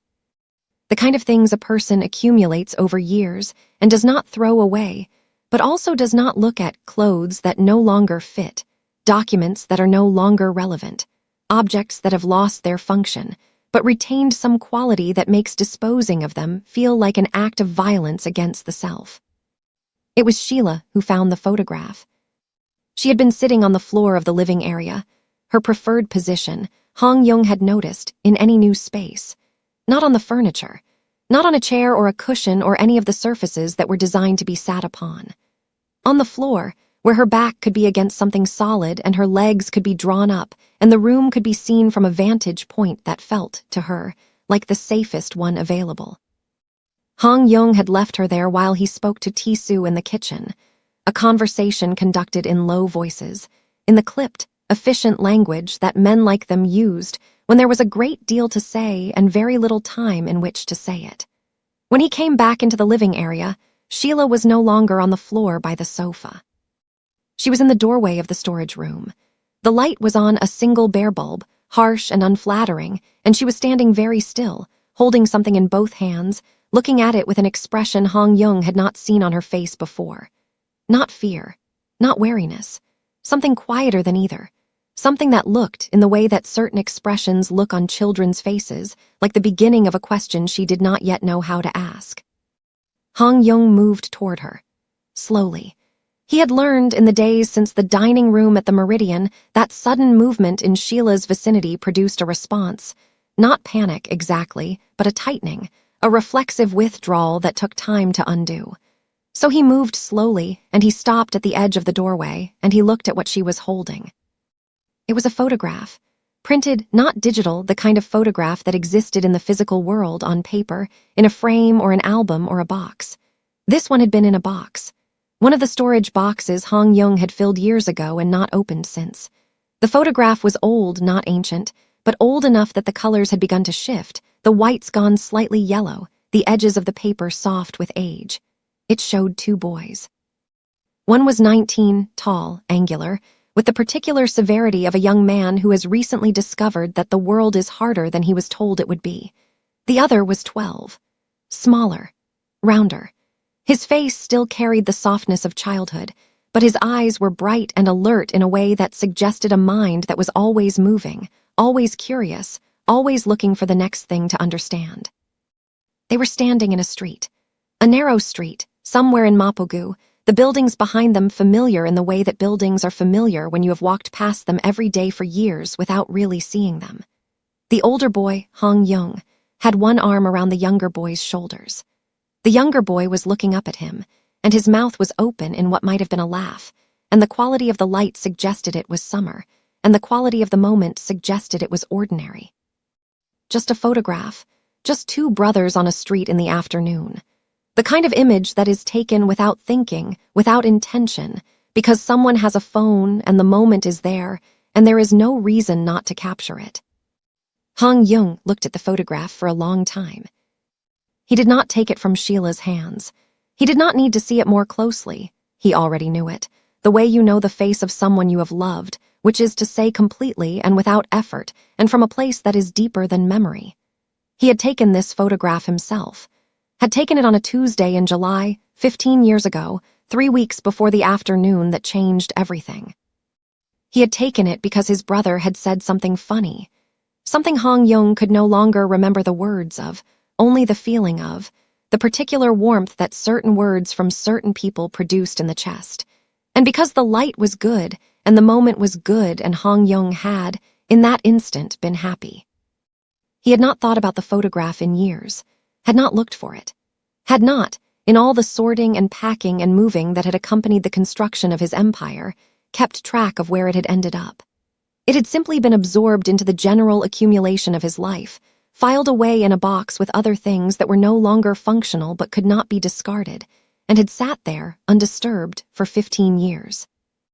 And now a child he had known for less than a week was holding it in her hands and looking at it with an expression that suggested she understood, not intellectually, not through explanation or context, but through some deeper channel, some instinct that children have for the emotional weight of objects, that this photograph was important, that it meant something, that the man standing in the doorway beside her was connected to it in a way that went beyond ownership.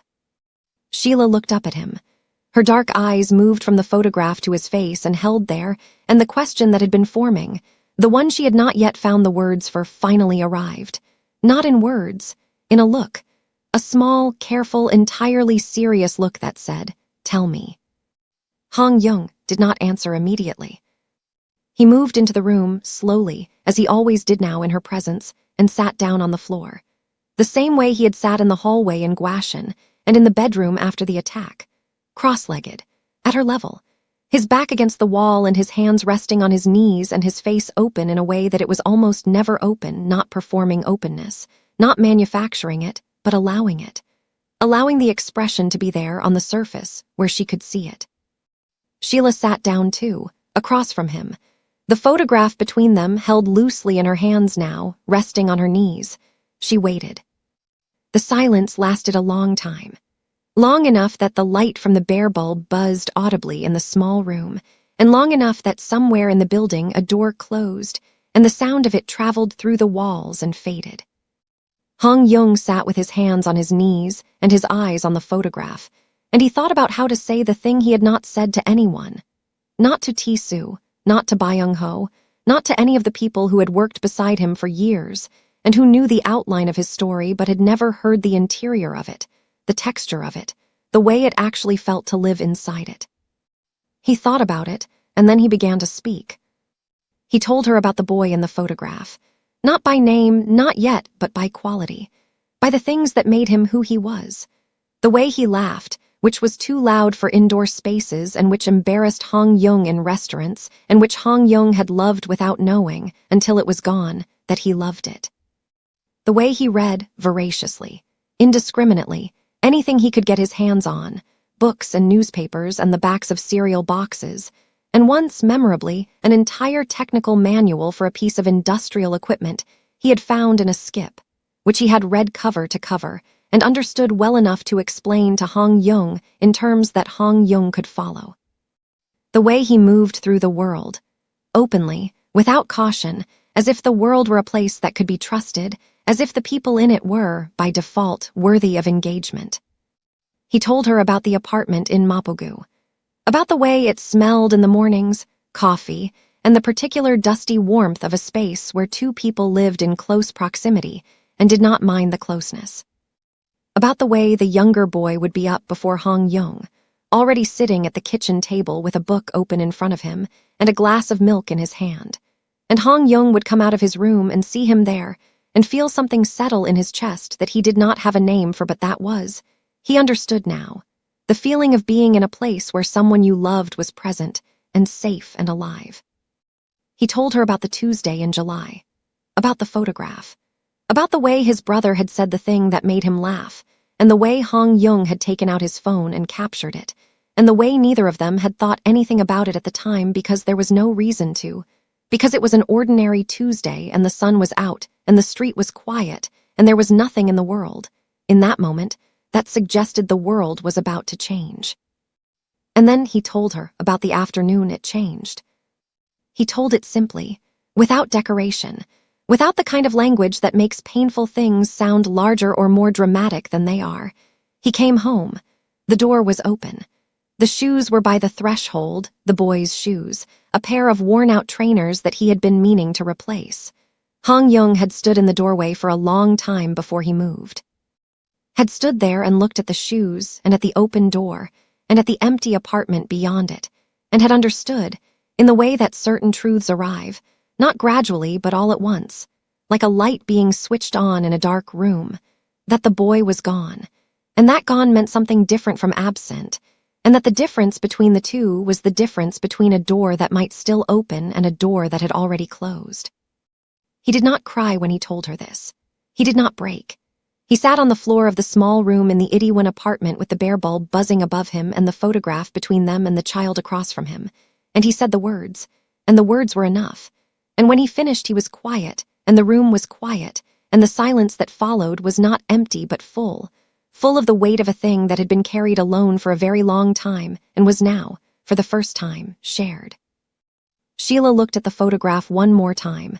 Then she looked at Yong, and then, with a deliberateness that suggested she understood exactly what the gesture meant, she lifted the photograph and held it out to him. An offering, a return, Not of the object, he could have taken it at any time, but of something else. Of the acknowledgement that the boy in the picture had existed, that he had mattered. That someone other than Hong Yong knew his face now, and had held his image in her hands, and had seen him. Hong Yong took the photograph, and for the first time in 15 years, his hands were not steady.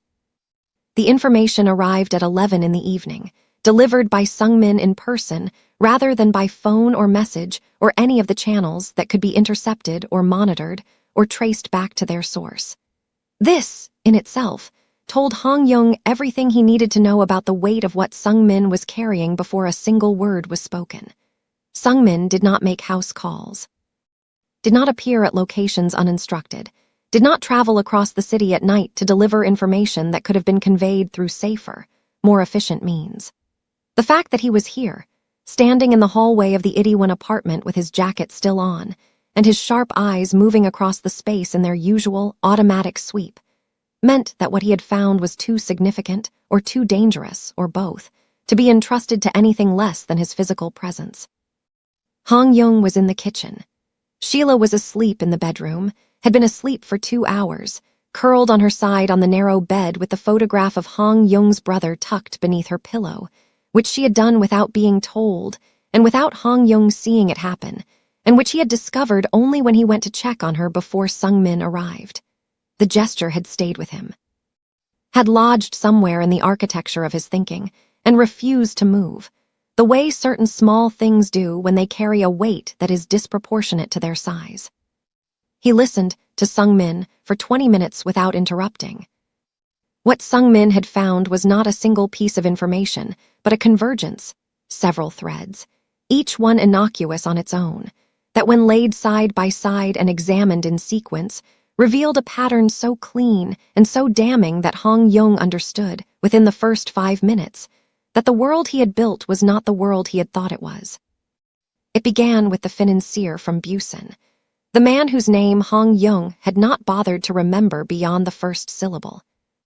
The man who had sat at the table in the Meridian on the night Sheila arrived, drinking wine and nodding at the developer's endless monologue, and appearing, to all outward observation, to be exactly what he presented himself as.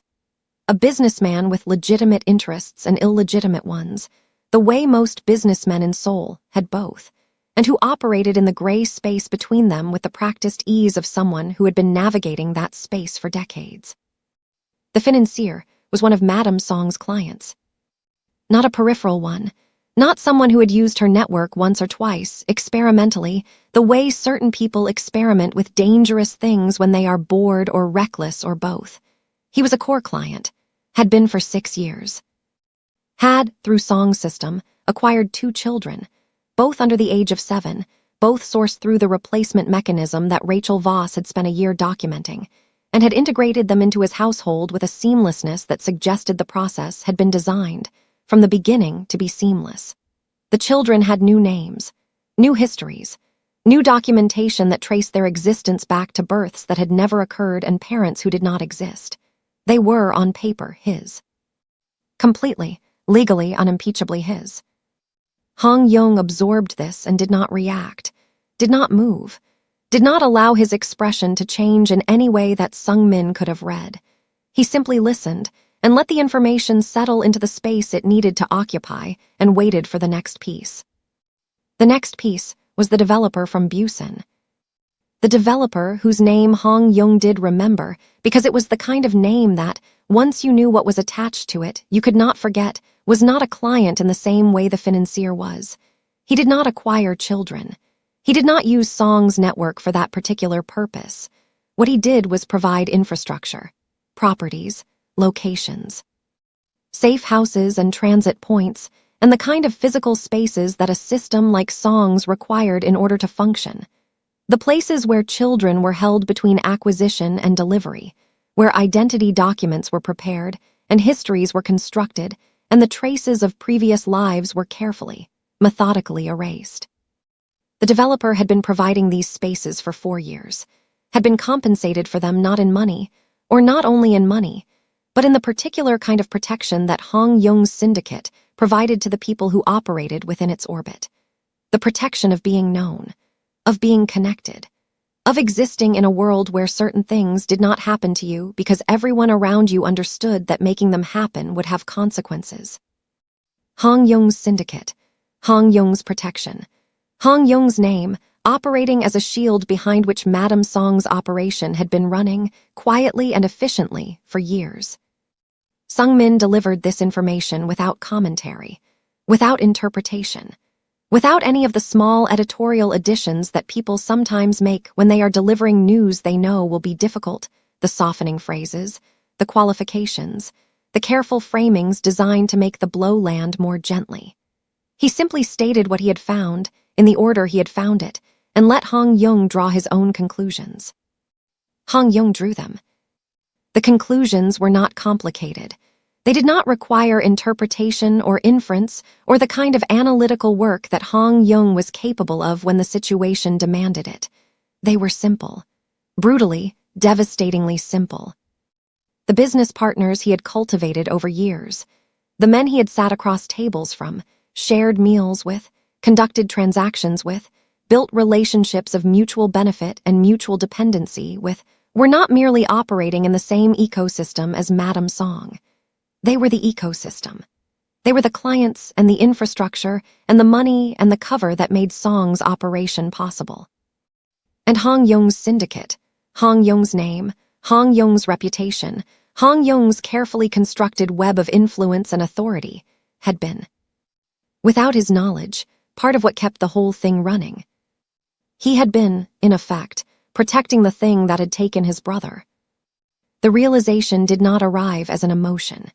It arrived as a fact, cold, precise, indisputable, the way a mathematical proof arrives when the final step is taken and the conclusion becomes inescapable.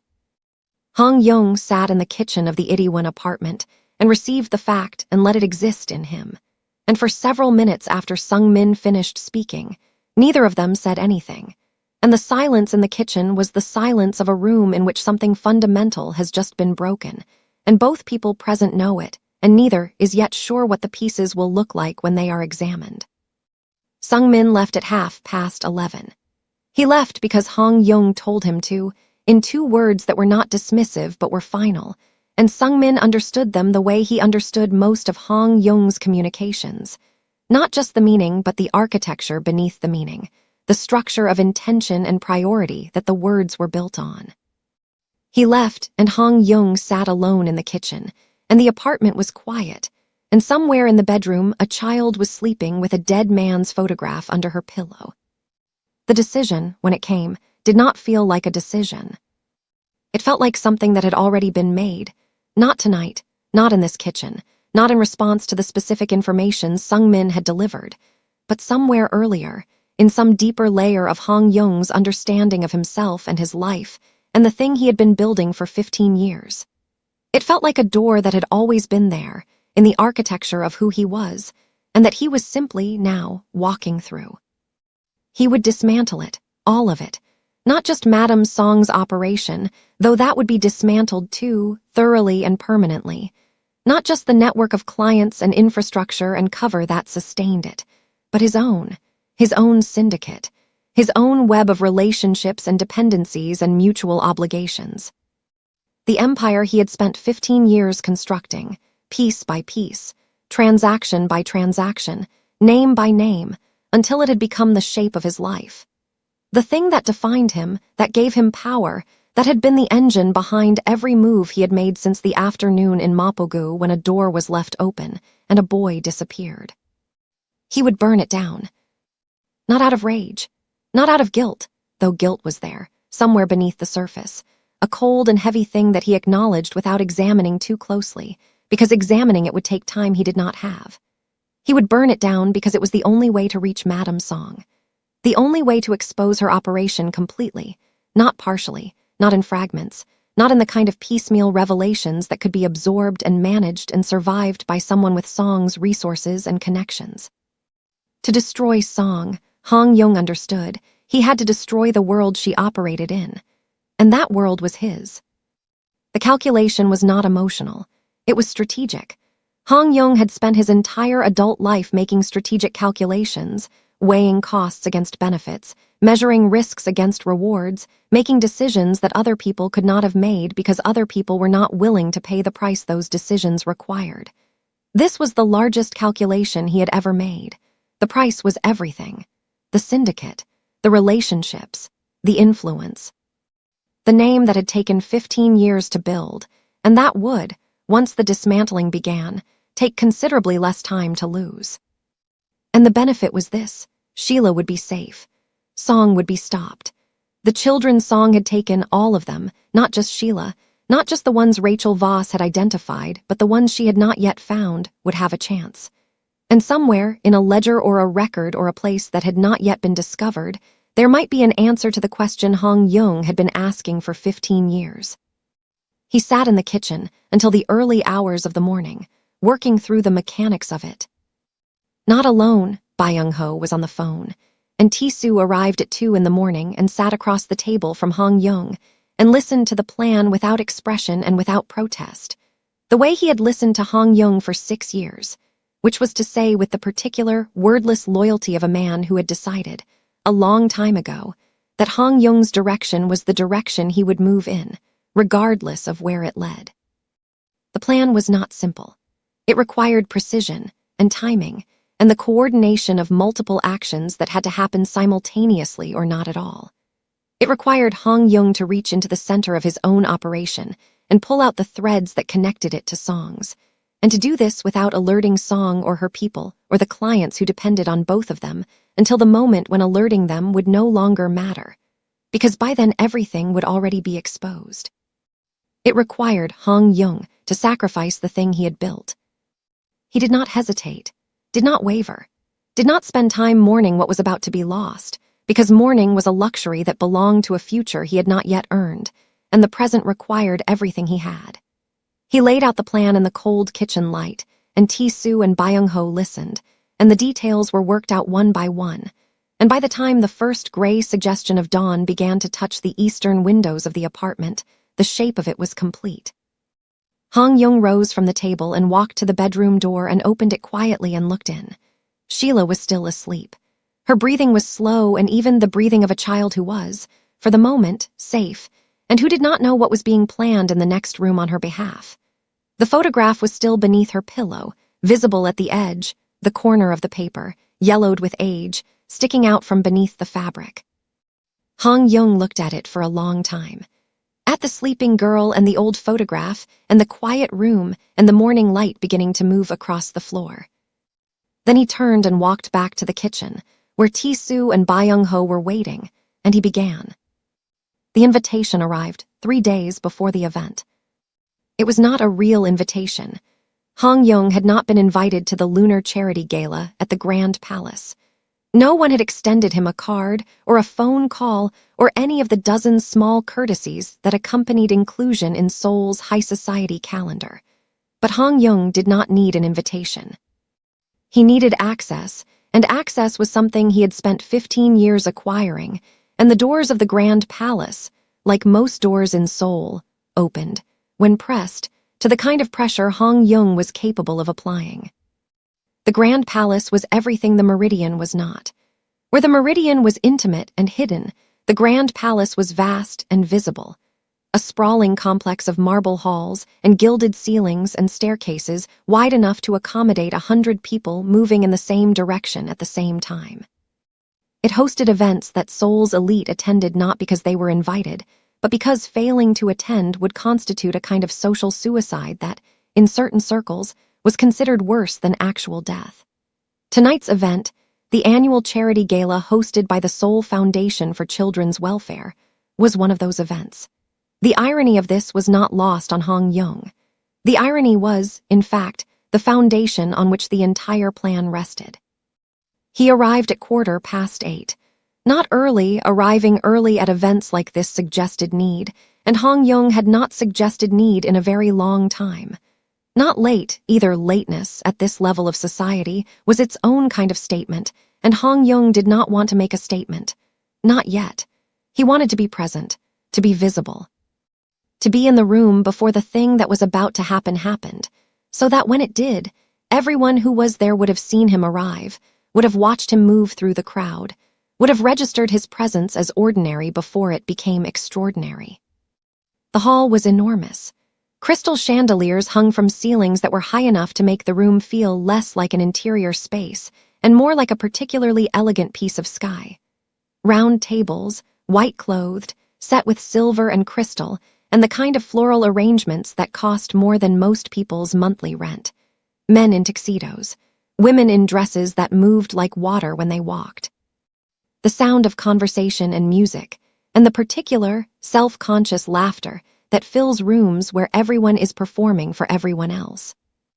Yong wore a black suit, not a tuxedo, a deliberate choice.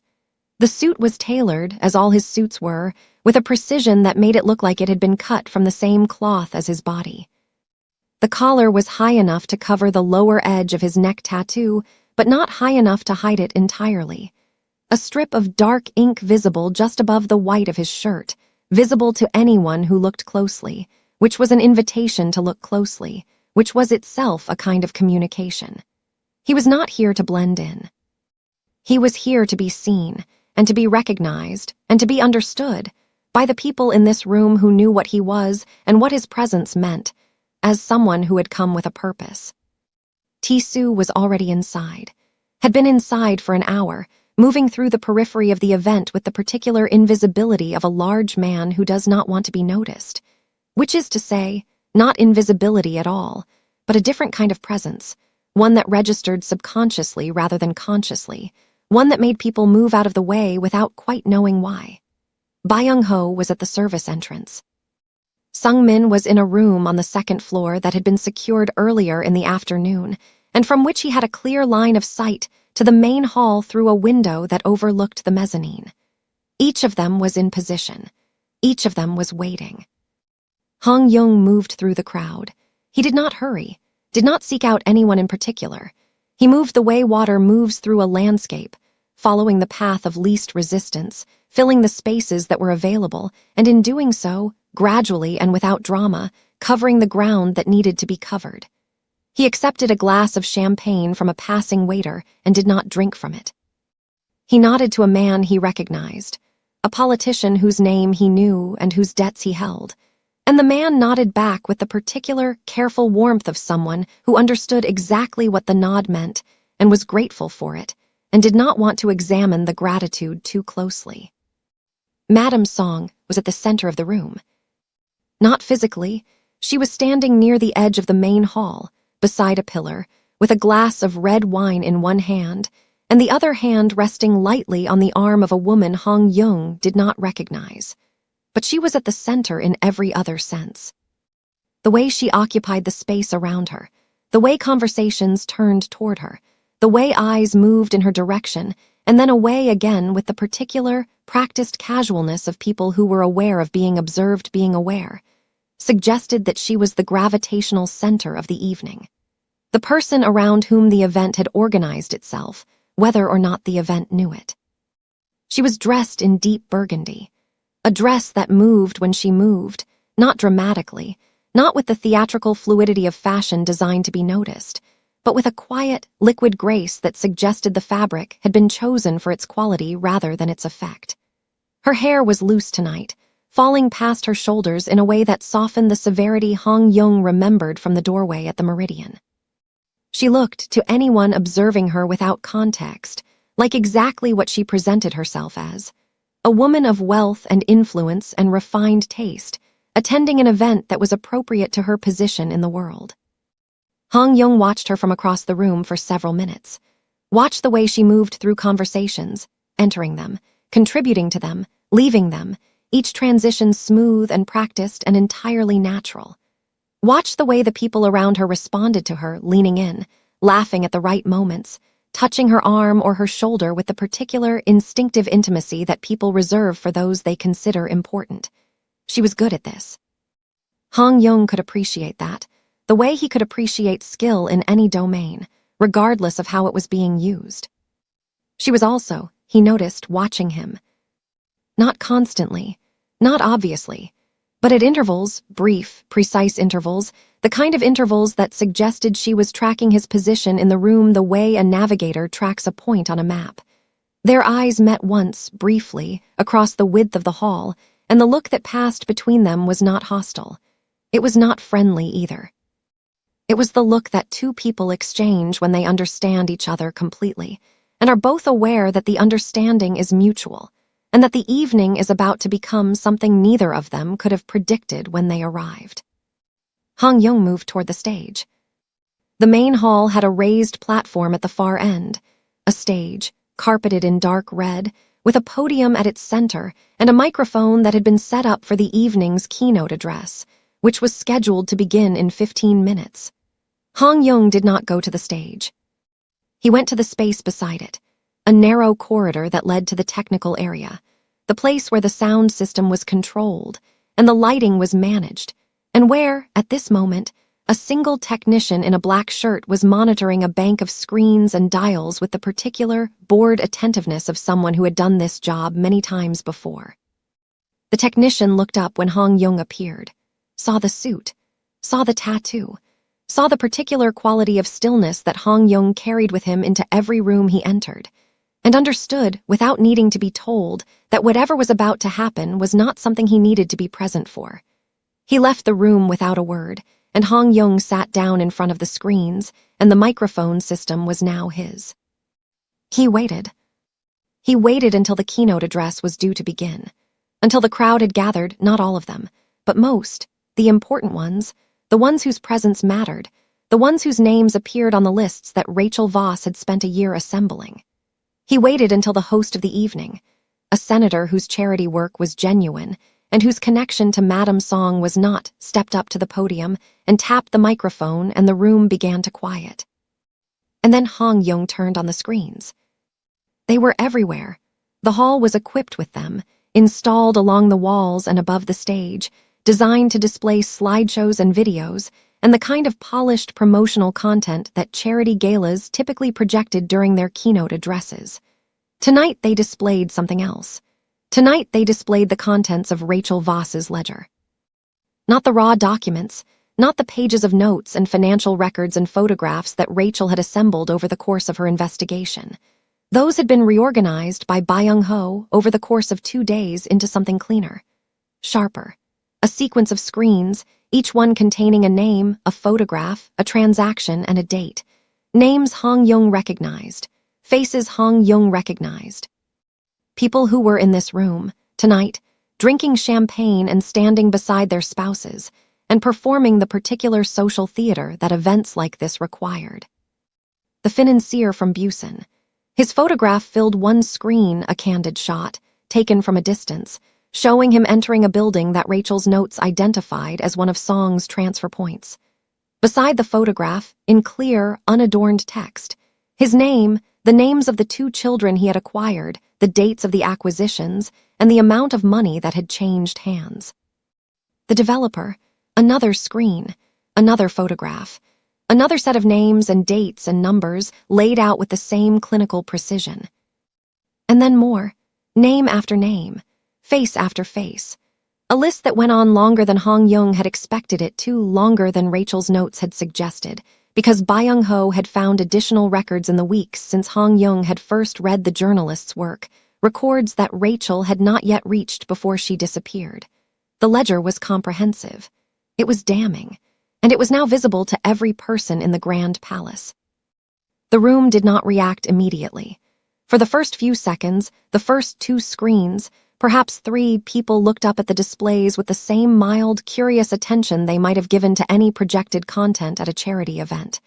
A name, a face, a number, the brain processing each element individually, not yet assembling them into a pattern, not yet understanding what it was looking at. And then someone understood.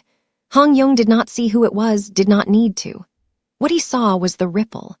A small, sharp intake of breath somewhere in the middle of the crowd, and then a turning of heads, and then a murmur that spread outward from the point of origin the way a disturbance spreads across the surface of water, quickly, silently, and with an inevitability that could not be stopped once it had begun.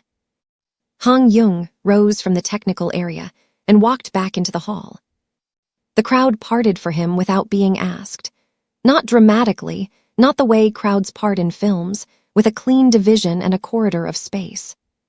but the way crowds part when a presence moves through them that they cannot ignore, gradually, instinctively, each person stepping aside by a fraction of a degree, creating a path that existed not because anyone had planned it, but because the alternative, remaining in Hong Yong's way, was not something any of them were willing to do.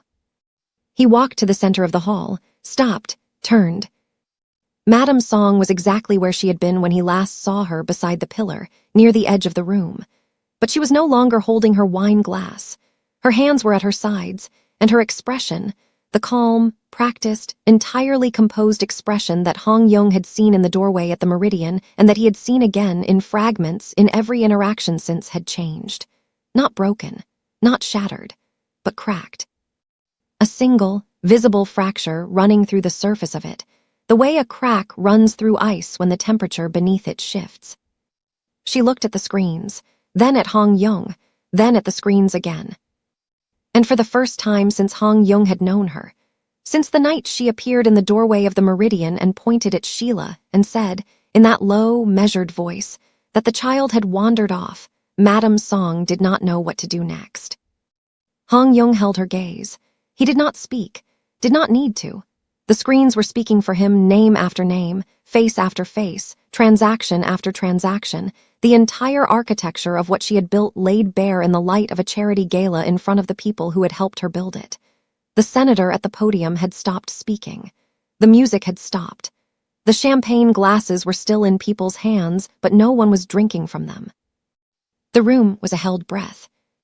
And Hong Yong stood at the center of it, the man Seoul called the surgeon, the man who had spent 15 years building an empire and had, in the space of a single evening, dismantled it.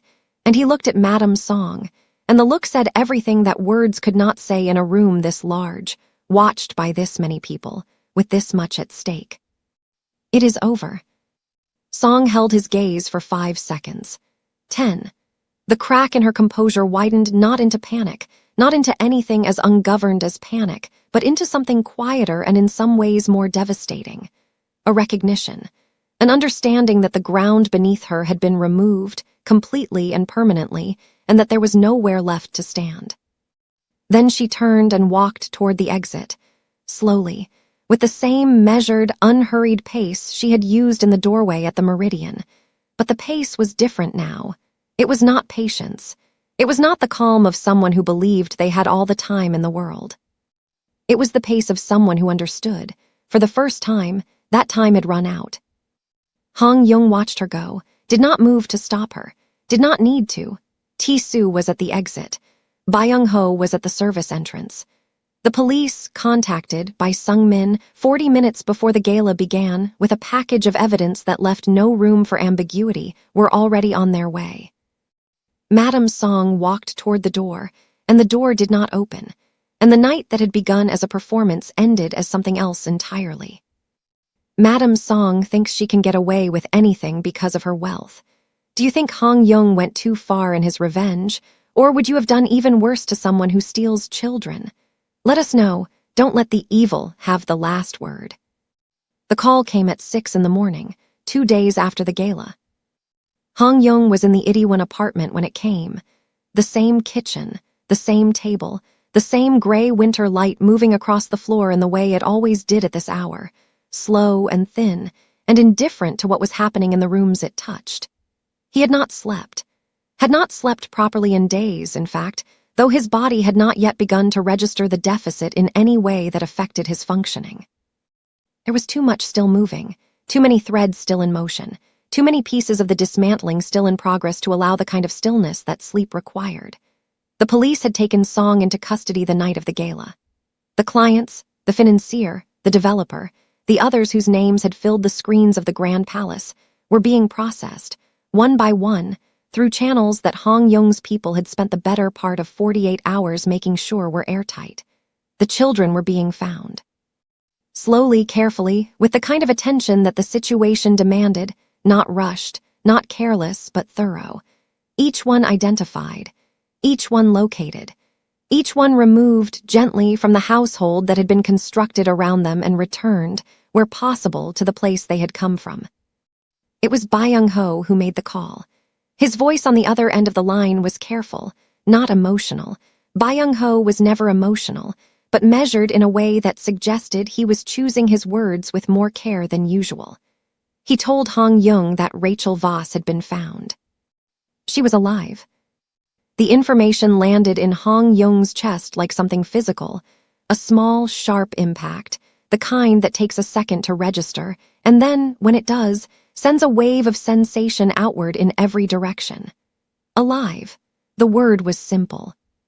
It was also, in the context of everything Hong-young had read in Rachel's notes, in the context of what Song's operation did to the people who got too close to it, what it did to the mothers and the journalists, and the anyone who threatened to pull the thread far enough to unravel the whole thing, the most extraordinary word he had heard in weeks. She had been held in a property in Paju, a house, isolated, on the edge of a wooded area that Song's people used for exactly the kind of disappearances that Rachel had been investigating. She had been there for 11 days, fed minimally, kept alive in a way that suggested Song had not yet decided what to do with her permanently. The decision, Hong-young understood, had been interrupted by the gala, by the exposure, by the fact that Song's world had collapsed before the final calculation about Rachel Voss had been made. Hong-young listened to Byung-ho's report and thanked him, a single word, spoken quietly, that carried more weight than most people's longer expressions of gratitude, and ended the call. Then he sat in the kitchen for a long time, holding the phone in his hand, looking at nothing in particular, and letting the implications of what he had just learned arrange themselves in his mind. Rachel Voss was alive. Sheila's mother was alive. The girl sleeping in the bedroom down the hall, the girl who had come through the doors of the Meridian a week ago with terror in her eyes and a finger pointed at a woman who was not her mother, was going to see her mother again, was going to hear her voice, was going to feel, for the first time in 11 days, the particular irreplaceable quality of being held by the person who had held her since before she could remember. Hong-young set the phone down on the table and closed his eyes. The reunion was arranged for the following afternoon. Not at the apartment in Itaewon, Hong-young understood, without needing to think about it, that the space in which Sheila had spent the last week, the space associated with danger and fear, and the particular intensity of the days that had passed since the Meridian, was not the space in which this moment should happen. It was arranged at a hospital in Gangnam, a private facility, quiet and well-lit, where Rachel was being treated for dehydration and malnutrition and the various minor physical consequences of 11 days of confinement. A neutral space. A space that belonged to neither the past nor the future, but to the present, to the simple, unadorned fact of two people being in the same room. Hong-young told Sheila the morning of the reunion. He did it carefully, not with the kind of elaborate preparation that adults sometimes use when they are delivering news to children, the careful scaffolding of context, the gentle building toward the revelation, the protective cushioning designed to soften the impact. He did it simply, directly, because Sheila, as Hong-young had learned over the course of the past week, did not need cushioning. She needed honesty. She needed to be spoken to as if the words she was being given were real and important, and trusted to land where they were supposed to land without being softened into something they were not. He told her that her mother had been found, that she was safe, that she was in a hospital, and that Sheila would see her that afternoon.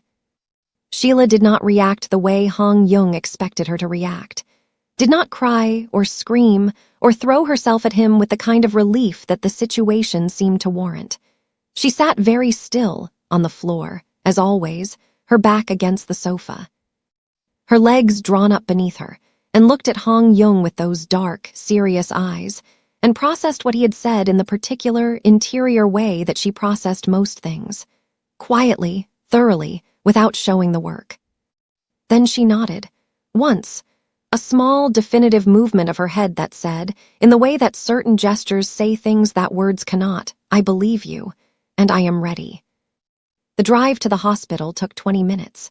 Hong-young sat beside Sheila in the back of the car, and she sat beside him, and neither of them spoke, and the silence between them was the kind of silence that has become, over the course of days spent in close proximity, a form of communication in itself.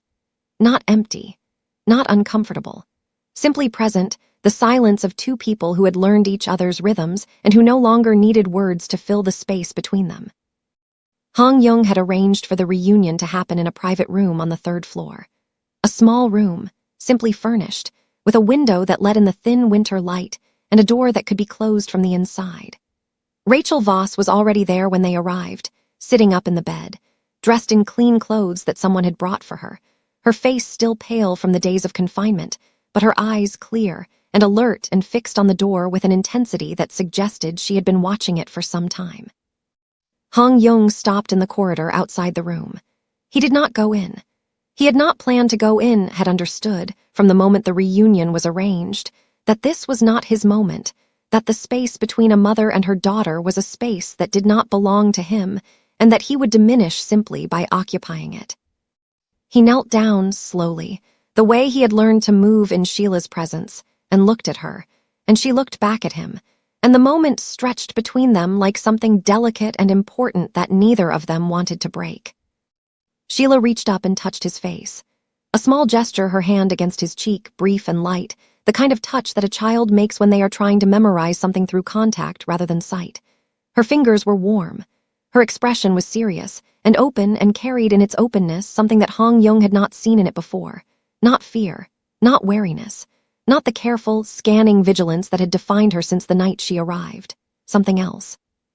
Something that looked, if Yong had been the kind of man who named such things, like trust. Then she turned and walked into the room. Yong watched her go, watched her cross the threshold and move toward the bed, and watched the moment, the exact, precise moment, when Rachel Voss saw her daughter. Watched the way Rachel's face changed. The way the composure she had been holding, the careful, fragile composure of a woman who had been through something terrible and was trying very hard to hold herself together, broke, completely and without resistance. And what came through the break was not sadness or relief or any single emotion, but something larger than any of them. Something that had no name, but that every person who has ever loved a child would recognize instantly. Rachel reached for Sheila, and Sheila went to her. And the distance between them, the 11 days, the fear, the imposter, the house in Paju, all of it, closed in a single movement, and the room was quiet, and Yong stood in the corridor outside it and watched through the gap in the door and did not move. He stayed for a long time. Not watching, or not only watching, standing, being present, occupying the space outside the door the way he had occupied spaces throughout his life, with stillness, with attention, with the particular quality of awareness that was as much a part of him as his breathing. The sounds from inside the room were small and quiet, a murmur of voices, a child's laugh, the creak of the bed as Rachel shifted to accommodate the weight of her daughter against her. Ordinary sounds, the sounds of a life resuming. Yong listened to them and felt something move in his chest. The same thing that had been moving there since the night at the Meridian. The thing that had no name and that he had stopped trying to name, because naming it would have required him to examine it, and examining it would have required him to admit that it had changed him, and admitting that he had been changed was something Yong was still, even now, learning how to do. He thought about his brother, about the photograph, still in the bedroom of the Itiwan apartment, beneath the pillow where Sheila had placed it. About the boy in the picture, the open mouth, the bright eyes, the particular unguarded quality of a person who had not yet learned to be afraid of the world. He thought about the question he had been asking for 15 years, the question that had driven the construction of his empire, that had been the engine behind every decision and every transaction and every carefully calculated move he had made since the afternoon in Mapogu. The answer to that question was coming. Byung-ho was still working through the records Song had kept, the full records, the ones that went back further than Rachel Voss had been able to reach, the ones that mapped the earliest years of Song's operation with the same meticulous detail as the later ones. The answer was in there somewhere. Yong knew this, could feel it, the way you can feel something approaching from a long distance, not yet visible, but present, detectable, inevitable.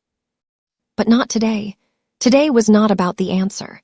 Today was about the girl in the room behind him, and the mother holding her, and the simple, irreducible fact that they were together, and that they were safe, and that the thing that had tried to separate them had been stopped. Yong stood in the corridor for another few minutes. Then he straightened, adjusted his jacket, the habitual, precise movement he made whenever he shifted from one mode of being to another. He did not go back into the room, did not knock on the door or announce his departure or do any of the things that the situation might, in another context, have seemed to require. He simply turned and walked down the corridor and took the stairs down to the ground floor and walked out of the hospital into the cold Seoul afternoon.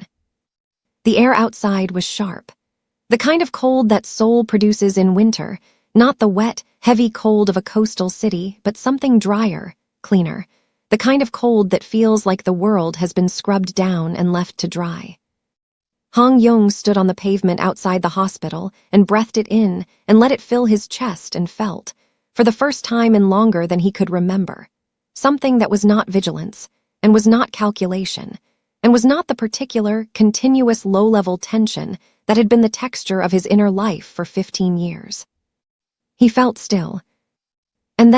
And this was the thing he would not have been able to explain to anyone who asked, because it was not something that happened in response to a specific stimulus or a conscious decision, but was simply something his body did, the way a body does certain things when the conditions are finally, after a very long time, right. Yong smiled. It was small, brief, a slight movement at the corners of his mouth that lasted no more than a second or two before the habitual stillness of his expression reasserted itself. No one saw it. The pavement was empty. The afternoon was gray and cold and utterly ordinary, and there was no one there to witness the moment in which a man who had not smiled in 15 years remembered what it felt like. But it happened. It was real. And Yong stood on the pavement outside the hospital in Gangnam, in the thin winter light, and let it be real, and did not push it away, and did not examine it too closely, and simply allowed it to exist. The way certain things exist when they have earned their place, quietly and without fanfare, in the landscape of a life that has, after a very long time, begun to change. He turned up his collar against the cold, stood there for a moment longer. Then he began to walk, not toward a car, not toward another meeting or another calculation or another move in the long, complex game he had been playing for 15 years. He walked in no particular direction, simply walked, through the streets of Seoul, in the afternoon, like any other man. Like someone who had, for the first time in a very long time, know where he needed to be and nothing he needed to protect and all the time in the world.